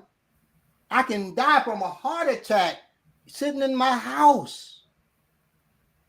So death for me is not something that I fear. But I don't want it to visit me. I don't want it to visit you. So I want you to move carefully. Yeah, bro. Absolutely. Be careful out here. We started with security. We ended with police. We ended telling you the truth of what police are. And they are not here to enforce no laws to protect you. And I just and real quick, I'm not you can research. Learning about sovereignty is learning about yourself and how to move in this world. So you can research these things. What I would tell you is, just like life, the way most of us are living is on a tight rope, check to check, and if a check stop, the wrong thing happened, you fall, and that's it. You might not never recover. If y'all get what I'm saying, that's how most of us are financially set up right now. We are one step from being homeless, right? Or one step from falling off that tight rope. That's how law is when you try to actively engage in the law, in their law, which is a color of law, and you using different types of how do I say this? I just want to be real brief. When you're using different ideologies about sovereignty, you may be doing one thing and not realizing you mixing two ideologies: contract law with Moore's doctrine, or common law with contract law. These different things, and you out here playing with people who have dedicated like 10 years of their life to learning how to fuck people over with paperwork. And you think you're going to learn this shit for 6 weeks and get out there and play with these people a year, 2 years, 3 years. Like we say about self-defense or even comedy. You're 3 years old and learning law. You've been doing it for 3 years. You're 3 years old. You're about to deal with a 20-year-old, a grown man in law, being that judge who's been doing this for 25, 35 years. He's an adult dealing with this law. You're a 3-year-old in there telling him. That's how you look. You're like a child. So that's all I want to say. When most people are out here trying to, you learn how to fight a speeding ticket, you think you got something. Learning, being sovereign, all of this stuff, being a good human is about humbling yourself also. It's about your vibration you putting out there. So going out in the world, I'm this and I'm that, you inviting somebody to say, I bet you I can prove you not this and that. That's in anything. Yeah, bro. You go out there saying, I'm this, I'm that to everybody. Somebody, that energy gonna get to somebody that's gonna say, I want to see if that's true. Right. I want to know. So just watch yourself. I have be careful. I have a sister friend who I've been trying to encourage to train because she is sovereign. She is constantly filing and doing paperwork and all of that. And I have talked to her because that's kind of been a hindrance to us going further in our friendship, is that she feels like I'm ignorant because I don't want to go further into that process. And I'm telling her, you could show, it's people you could show paperwork to. If you do not know how to defend yourself, if you do not train, if you do not know how to secure all this stuff that you say you own, that paperwork is not going to save you. That paperwork is not going to protect you. Like Baba said, from an ignorant officer, or even, someone who knows what they're doing. Paperwork is not gonna protect you. You have to be able to protect yourself. People have used TPO, temporary order of protection. Women have, hey, I have a temporary order of protection against you. They've been found dead with the temporary order of protection stuffed in their mouth. Yeah, bro. Paperwork only works for people who follow the law. Yeah, bro. That's number one. The lawless do not give a damn. Period. Lawless don't give a damn about your paperwork, no matter what it is. I don't care what you are. If I want to do something to you, I'll do something to you. I don't care what paperwork, what religion, what nothing. So that doesn't matter. And I'm not a bad person or a person trying to oppress people. So imagine the oppressor. Right. They don't. So you don't hold up this paperwork, because they'll kill you, and they'll find that paperwork sold into your body. Who got the biggest egos on this world? You gonna try to test their ego? Listen, this is the last thing I gotta say. I just I seen this post. I didn't know she was famous or a singer or nothing. I just seen a woman with a shirt in Walmart dancing. So I'm looking at the shirt. She's like, this white lady just asked me what I'm wearing, and she opened her shirt up, and it's the Klan, a Klan being hung by American flag, right? She's like, I bet they won't ask me again. And she dancing in Walmart, and I see the people walking, looking at her, all white people looking at her. And so I posted on her page and ended up getting a bunch of likes. And then I realized she was somebody important. But this is the kind of stuff that that's an emotional thing that she did. We gotta get out of doing things like that from our emotions, because we want to make a statement so big to the public, to ourselves, because we really, and I'm not gonna say that. I'm just gonna say we want to make a statement so big to others that we're willing to risk our safety and don't know it. So what I said is, I love the notion. However, as someone who practices self-protection, an instructor, urban survivalist, and your brother, please don't put a target on your back. I'll be right back. If you're going to wear stuff like that, please don't wear it alone. Please be or get trained. And then I quote one of the great Americans: revolutionary will without revolutionary skill will get a revolutionary kill. And the thing is, man, she was just putting on a shirt and wanting to rep. If you don't know something, it don't exist, including how to move in a room full of vultures. Right. If you don't know something, take no dead meat to yourself. If you're trying to move around vultures, most definitely. How we move, man. Like, we really have to be conscious of what we doing, how we doing it, and get out of our feelings to want. That's why self-defense training and protection decreases your chance of violence, because your confidence, you don't realize how much your ego makes you jump out and feel like you got to show somebody. Mm-hmm. Like your ego will make you. I got showed it. You can't punk me. Blah blah blah blah blah. Soon as you know you can, how quickly life can be taken, you treat those situations different. And that's why people don't understand this. Not in it. When you say, yo, you learn this, it'll, when you got a son that's a bully, and you be like, hey, put him in class. Oh, no, he learned that. He going to really hurt somebody. No, what he see is other people that can do things that he can't do, that don't even look like they'll do it or can do it. And he realizes anybody can get it, and he humbles himself. Right. But you won't know that. Because if you don't know something, it don't exist. I try to tell Baba this all the time. And they learn respect too. They learn more respect for the people around them. Right. That's the first thing I tell people all the time. When I went into my first self-defense martial arts class and seen this scrawny redhead white boy whipping people ass in class, I'm like, yo, if I would have saw him in the street, I wouldn't have. Now, let me just be honest.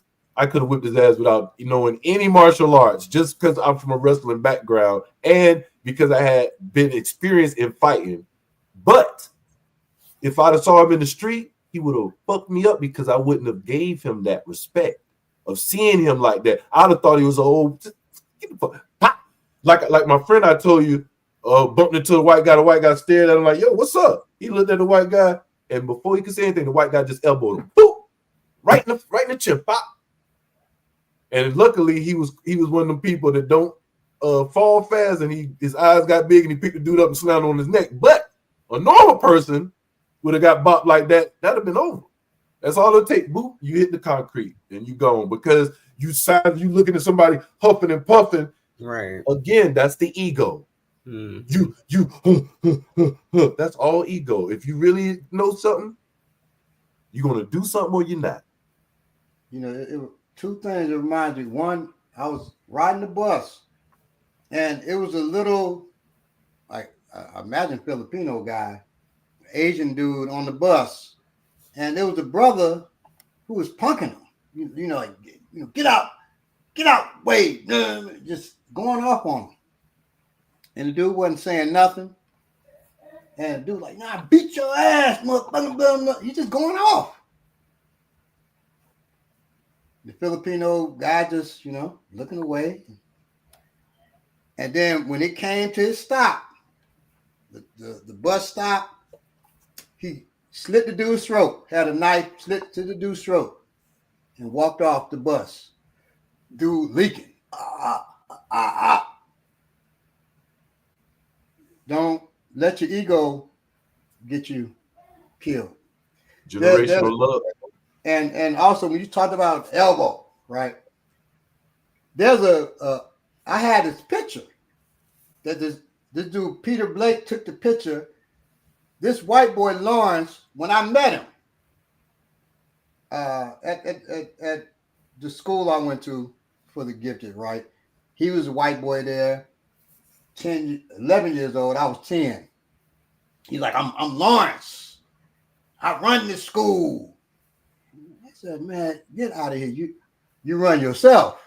I run myself. That's it.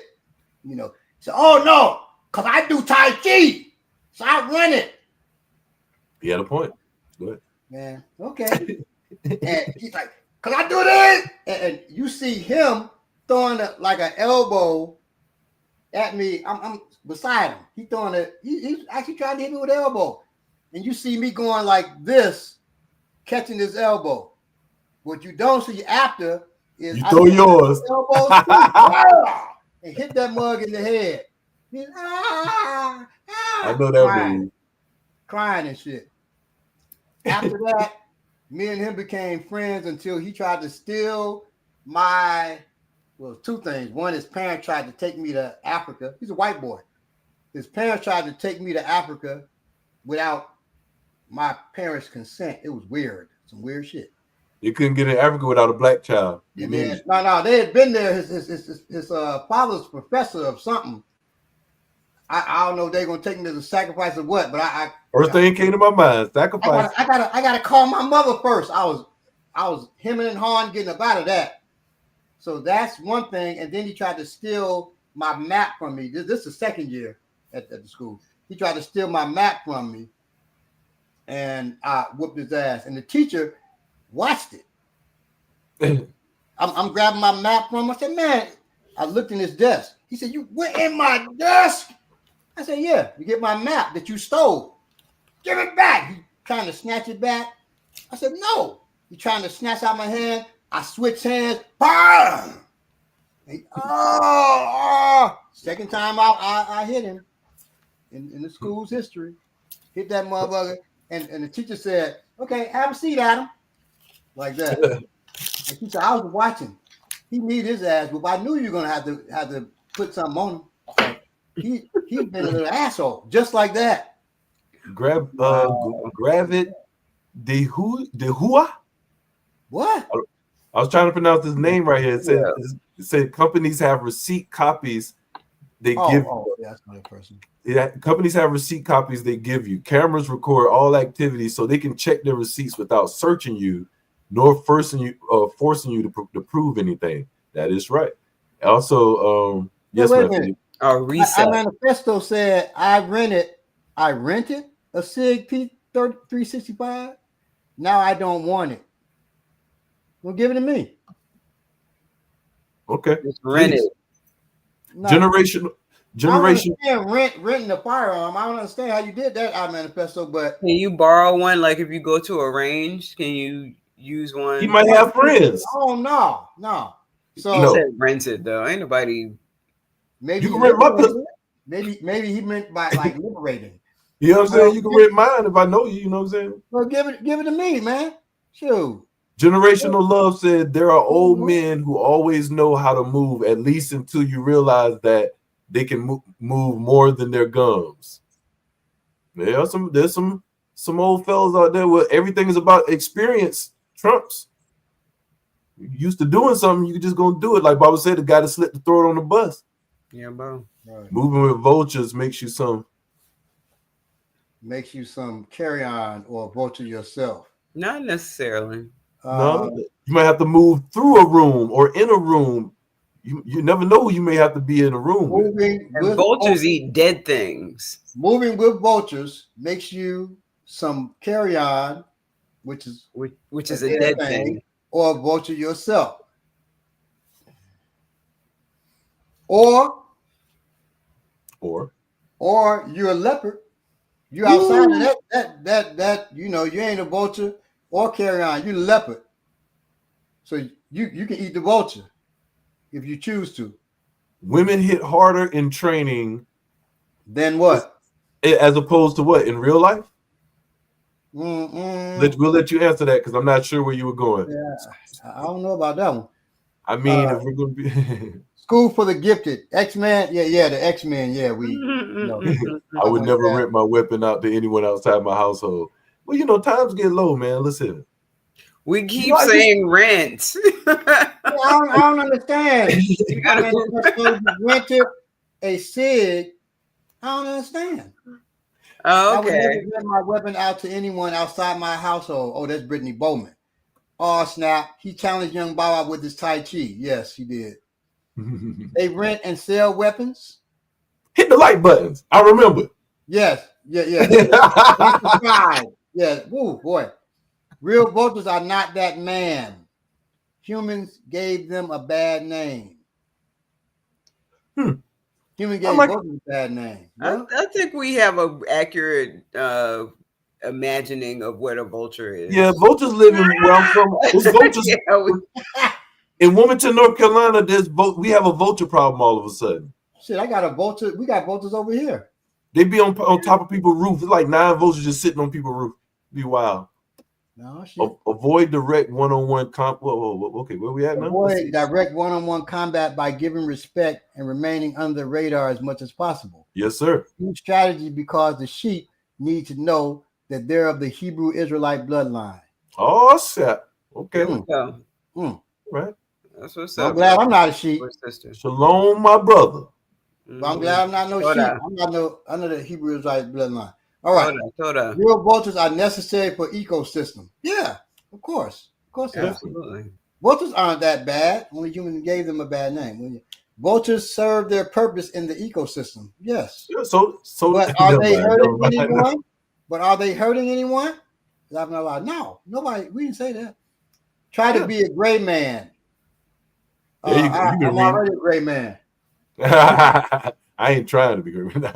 No, but you're right. You're right. Mother vultures will nip off their own flesh to feed young in time of need. Damn, I didn't know that part. Big trail. Man, and that's hardcore. Yeah, that's trail right there. You gonna nip off your flesh to feed Cairo if you hungry? I will get him something to eat for sure. Women hit harder as if they have but you know what? There is a metaphor to see in that a mother vulture would tear off her own flesh. I get it. Women hit harder as if they have something to prove in training. Men know they can inflict pain and put you know.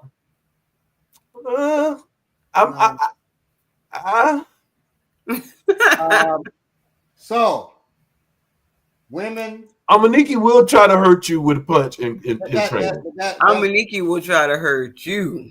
Right. But I don't know if that's because I don't think that's due to her wanting to prove something. I think she just want to hit hard if she can. Now, with me anyway. Yeah. I would think. Well, it's to prove that they can. Why do you do it? I think sometimes they want to prove that they can go with the brothers. I do. I've had a student, Jamazo, who threw a hard punch to my liver one time. I said, "Oh, that was pretty good." Boom, hit it with a knee. Boom, take that with you. And she, pushed off the mat. She went rolling. I'm cool with it. I'm cool with anybody, male or female, coming hard, because we have call and response. I just said that phrase earlier today. Yeah, but so if you come hard, I come hard. Right. If you come soft, I come hard.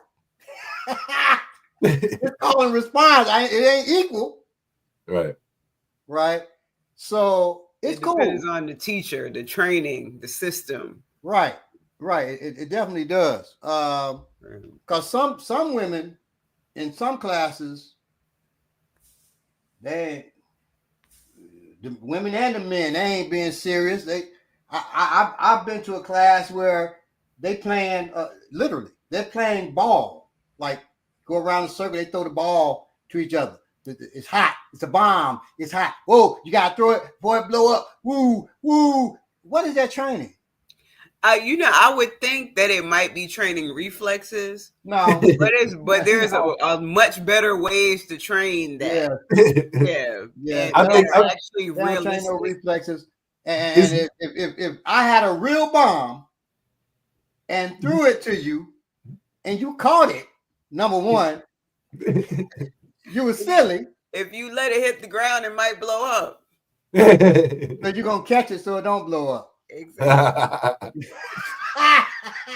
Listen, I try to think it's things that we do in class that we've done in the past that are exciting to do.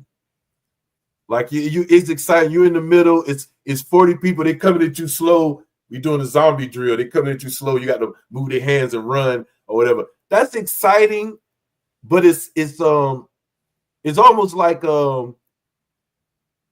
playing with paint guns, but you hunting each other. Your heart beating, and it's like afterwards you can be like you can laugh about it, but when it's going on, it's intense. We don't have anything that we do. That's why Bible said people don't have fun in class. It's nothing that we do that's like a game. We don't have no games. We do it's stuff that's intense, and we look back and we laugh and it's enjoy, but it's nothing. And at the same time, there's nothing that we do normally in class that's back breaking. We're not sitting there holding our stairs while Baba hitting us with boards and shit like that. Like nobody's doing shit like that, man. That's not going to prepare you for shit like that. Once again, what is that keeping you? Right. We don't even think about it. We don't think about it. We see people breaking stones and shit, and they break that shit. Like, you can't do that outside. Nobody gonna wait for you to go outside. You gonna aim in my chest and go, right. Like, you can't do that shit, so it don't matter. So we don't waste time on a lot of that shit. I'm only telling you because misconceptions a lot of people have of what self-defense is supposed to look like. Yeah, bro. Rouse Pasta Sauce says always gotta prep. Women do be heavy-handed, bro. I'm gonna agree with that. Well, if a police officer challenges you to a fatal game of hot potato, yeah, exactly. That's what you're him. Or you pass off some evidence. You pass some evidence. Okay, now real quick before we go, let's get real serious. Catch it so you can throw it away. Maybe you're testing reflexes, timing, who can listen to how fast you call and respond. All of those things are true, but like she said, put it this way, I can take you through a 6-month process to get your footwork right to be in a boxing stance, right? 6 months. Or I could tie jump ropes to your feet. I could tie a rope to both of your feet that you can only have them a certain level apart, and I start boxing with you. That 6 weeks, months, or whatever gonna change into about 4 days. You're gonna get that. My point in saying that is that's one way to do it. That's the 6-month process way that's 6 years process. You'll get good reflexes, 6 years of throwing the ball. Or you could do technique that deals with self-protection and self-defense and learn those same things while learning to protect yourself. Right. In real life scenarios. In a day. On that, beyond the ball game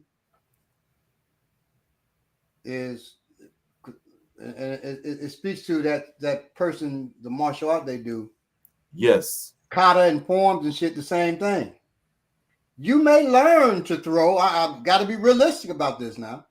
You may learn to throw. You may learn to do a sweep. You may learn all those things through that kata. After 20 years, you get it. Hey, this means so-and-so. Right. When you can get that in one day, if you move a human being. Yeah, bro. So we want to get the best training we can get. You can supplement it with those other things, but even those games, God damn, it's got to mean something. The games we play is so-called games. Like I said, it got to mean something, man. So we had a game last class where everybody charged at the person and they had to throw.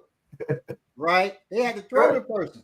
That's teaching you alertness, awareness. I was cracking up while they coming from different, and I was cracking up because I done this so long.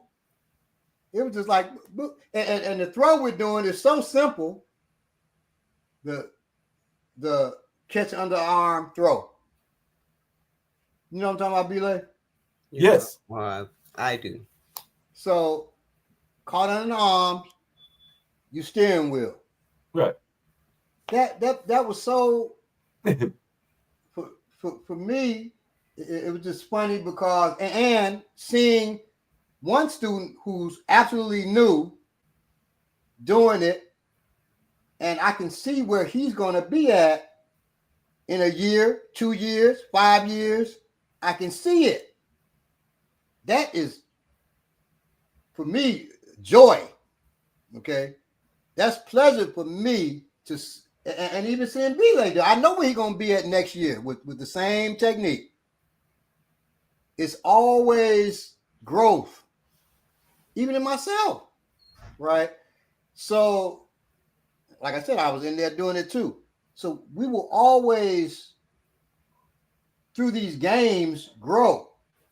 But what we're going to grow into is important.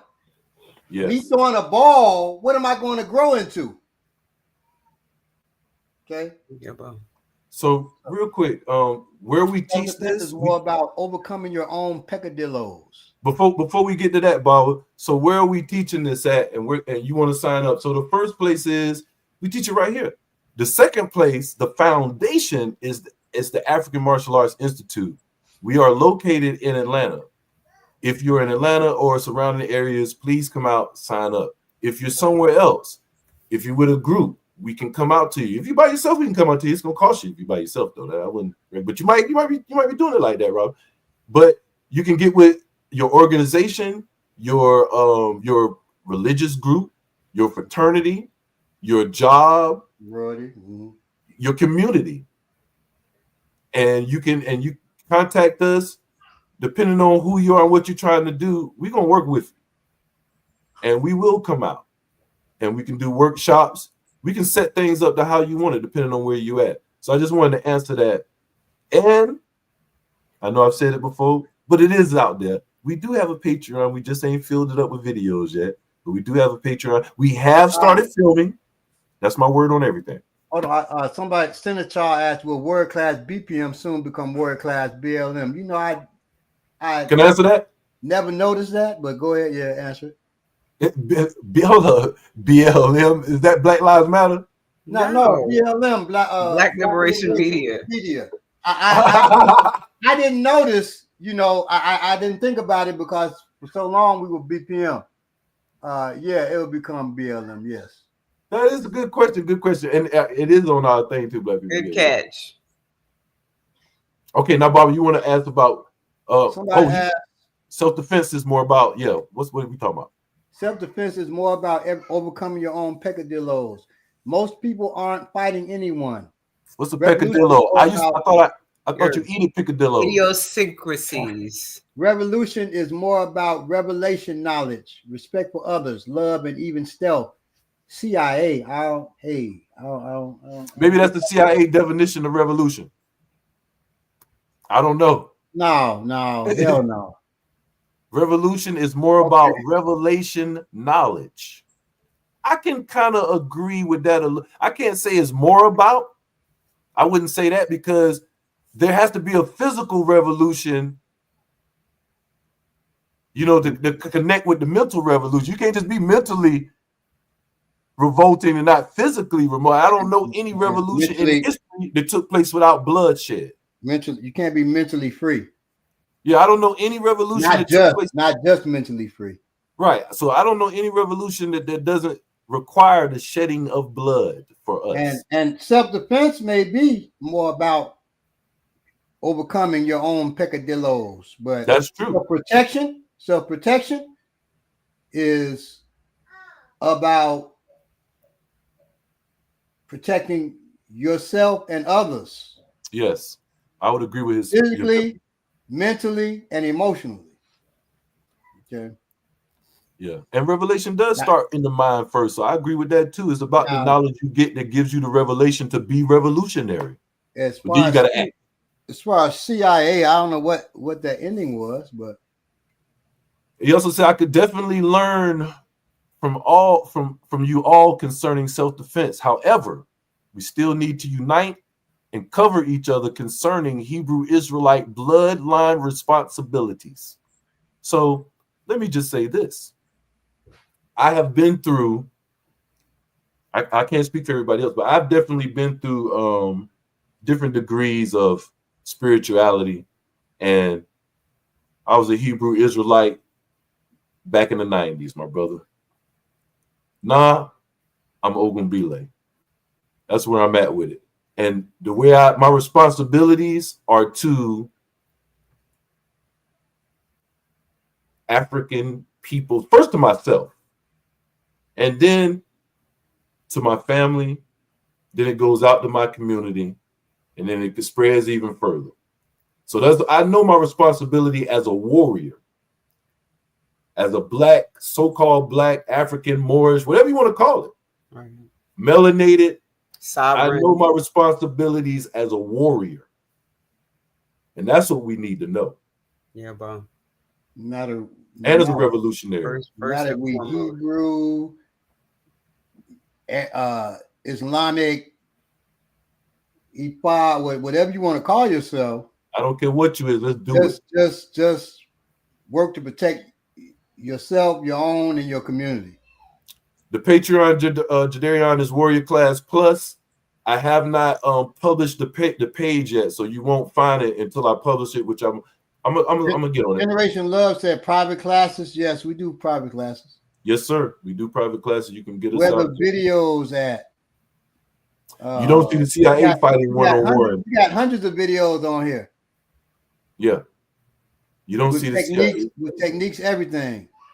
And OP, I just want to say, Baba has gone. I don't know if he's going to go over it now. I doubt it because we're coming toward the end. But he is going over many times tips for finding good instructors. If you get into some of our historical videos, watch for the training and all of that. But you'll also see times where he goes in depth on who to look for in your city and what the best styles of martial arts that will teach you the most self-protection. The subject title will hit to this too if you search for it. Let me see. You don't see CIA fighting one-on-one. They have a code in the secret society. Yes, absolutely. I don't see the CIA. We have a code in the secret society. Right. Exactly. It ain't no different. Where do you think they get it from? Where do you think the CIA? And this is real. The CIA started in Rome. Did you know that? Back in, I think, wasn't Paul the first CIA agent? We ain't gonna go that far. All right, y'all, let's stop. All right, so I forgot about that name thing too. Just finished reading Too Long Didn't Train and got my mother. What would Ominiki do? Oh shit! All right, McClellan. That makes us smile. That makes me smile. I like that. Now you got your knife. I recommend y'all books. Oh, shit. Okay. Do you got your knife though? Do you got your blade though? That's what I want to know. Get your mama a blade too. Yeah. Get your mama a blade. Let me come on there and train mama though. On your website, y'all got BPM still. I assume y'all changed that soon. Maybe. No, the website. You must mean the IG page, or on Black Power, Black Liberation Media. We still say that. Black Liberation Media is all that stuff is changed to Black Liberation Media. Yeah, except for us, we still Black Power Media. We like Black Power Media. Black Power Media has its own page too. Oh, I forgot. That's what I forgot. I forgot it's a Black Power. And that's who they probably talking to. So Kalanji owns Black Power Media. So they still have that. I think he has the website. Wasn't Watergate the CIA fighting itself? Let me see. Idea for both of us. You got the knife? Yeah, I like it. Our website? That's what's up. Who website? The People's Army? No, y'all website, the People's Army. Yeah, that's so the People's Army is Kalanji, who owns Black Power Media. Okay. Black Liberation Media is different. They were all the same. Then there was a split. Okay. Yeah, bro. Like New Edition and BBD. Exactly. You know what I'm saying? So yeah, more like the only question we got for you. More like let me see. I got a funny one, but I'm not gonna say it. I got a funny one too. Because it would make Kalanji. I got a funny one too. But anyway, or we say, more like we don't do nothing else. We crack ourselves up. I was looking for a training class. More like, what do you call it? Brand Nubian, more like Brand Nubian and Grand Pooba. Yeah, Grand Pooba Maxwell is one. And yo, you went back saying Grand Pooba Maxwell. the Maxwell part. That's he was. Hey, that the Maxwell. You hit it with that. Maxwell. Pooh was one of my favorites. I just want to say that Pooh was one of my favorites. And Lord Jamal. Them say who can get busy like this, man. I used to love that. All right, we're in a whole nother. We 15 minutes over talk. Yeah. I was looking for the training class in Atlanta. Really? You wasn't looking hard. I'm just kidding. Then I-5 came up. Then it came up. You talking about it came up? Oh, then it came up. Oh, the People's Army? Interesting. Oh, okay. I guess because we're on that. Okay, it so depends on what you were searching. Yeah, so the class African Martial Arts Institute, we don't have a website. You can find us on social media, Instagram, or social media, Facebook. I'll put the name in the chat and the address. Can you put your address in the chat if you have it? Yes, sir. I don't know why my thing says join the chat. I don't know why. But here we go. Institute. House of Ogun is the name of the place. The place we're at. But yeah, when you search African Martial Arts Institute, it should have came up with that address, the new address and everything. I don't know. 4270 Dotson, I think. 4720 and 4720 Dotson. 4720. Is 4720 or 40? I was like 4717 or something. Maybe no, 4720. She uses 4720. Yeah, we got a different. Okay. Yeah. The one we use on the fly is different than because it's got to be a 47. You're right, Bob. 4720. 4717 is more accurate. 4720 is actually that forest across the street. But it shows up on like Google search or whatever when you're searching like different houses and shit. It shows up 4720 on there. Right. So you're right. 4720 Dotson Street Road, Union City. Yes. Candy Rain's at 4720. Yes. Candy Rain's one of my children. Is that that's Bami Tale? So many children. Yeah, it's Bami Tale. I love your children. All your children have the best names. Is it Street? Bami Tale? And if you take the 5-year-old, except for my daughter Kikiola, who is not even 2, she'll be 2 next month. If you take everybody's 5-year-old picture, it looks the same. It could be interchangeable. I was just looking at.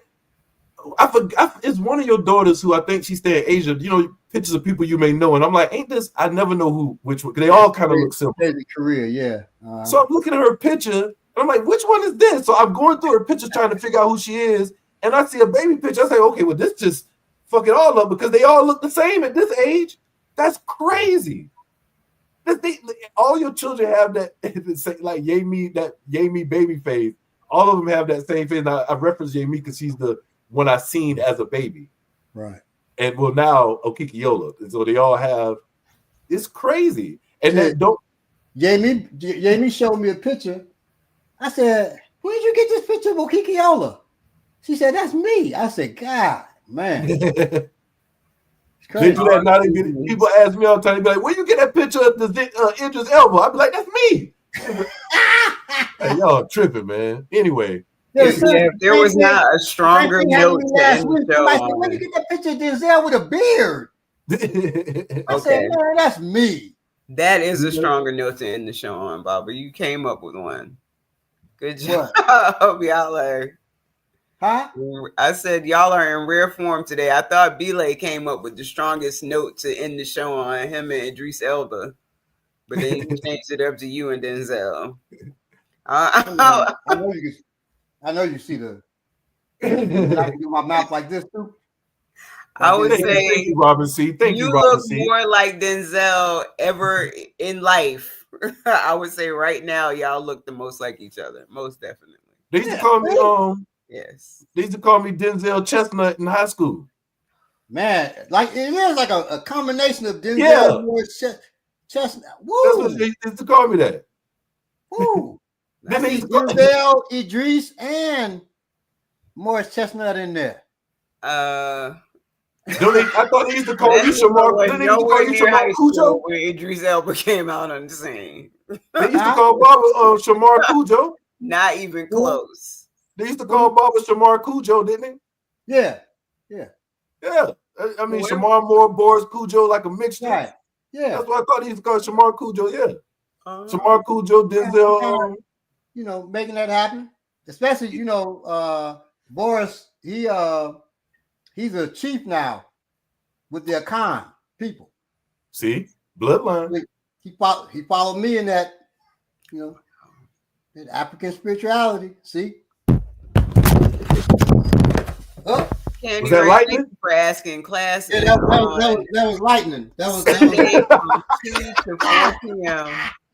wow. On Monday evening from 7 p.m. until 9 p.m. or thereabouts.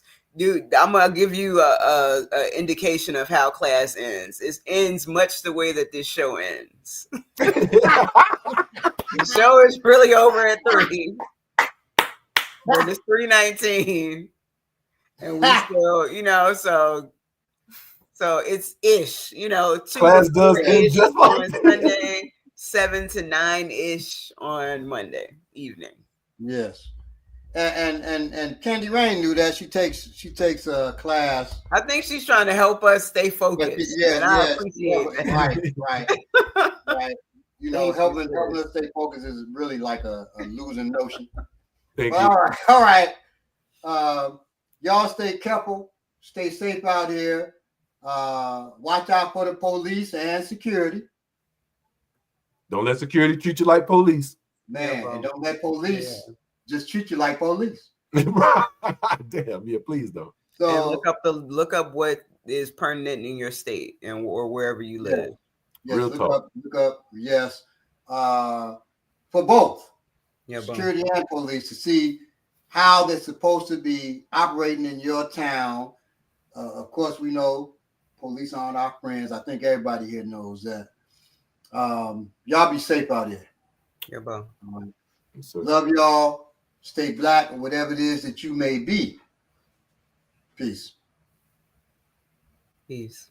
And I'm going to go to the other room to close us out. The command center. I'll shout out some people who we ain't shout out. You got Herschel D. All right. Peace. Yipper 99. Candy Rain. We will take care.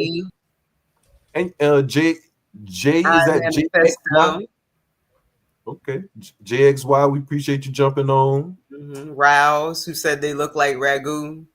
I'm sorry. I don't think I got the joke. I think it was a joke.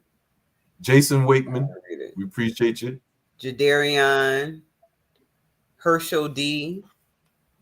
Yeah, definitely. So Emmanuel Briggs. OP. All right. XY. Is it Nichal? Is the C silent? Nichal? I think it's cynical spelled freaky. Generational love. We appreciate you. We appreciate all the new people interacting, man. We really do. Absolutely. And the old folks too. Right. And sometimes when you comment, we can get cut off at any time, but sometimes when you comment, we might answer your question as if you may know what we're saying, but we answer as if the audience have never heard the answer. So sometimes when you ask a question, don't feel attacked. We may be addressing the question a certain way, but we appreciate any statements and questions you put in the comment section. We all just trying to get along. Peace and love, y'all. Definitely. Be safe out there. And share the show, man. Like us. We don't do enough of that. Like us. Subscribe, donate.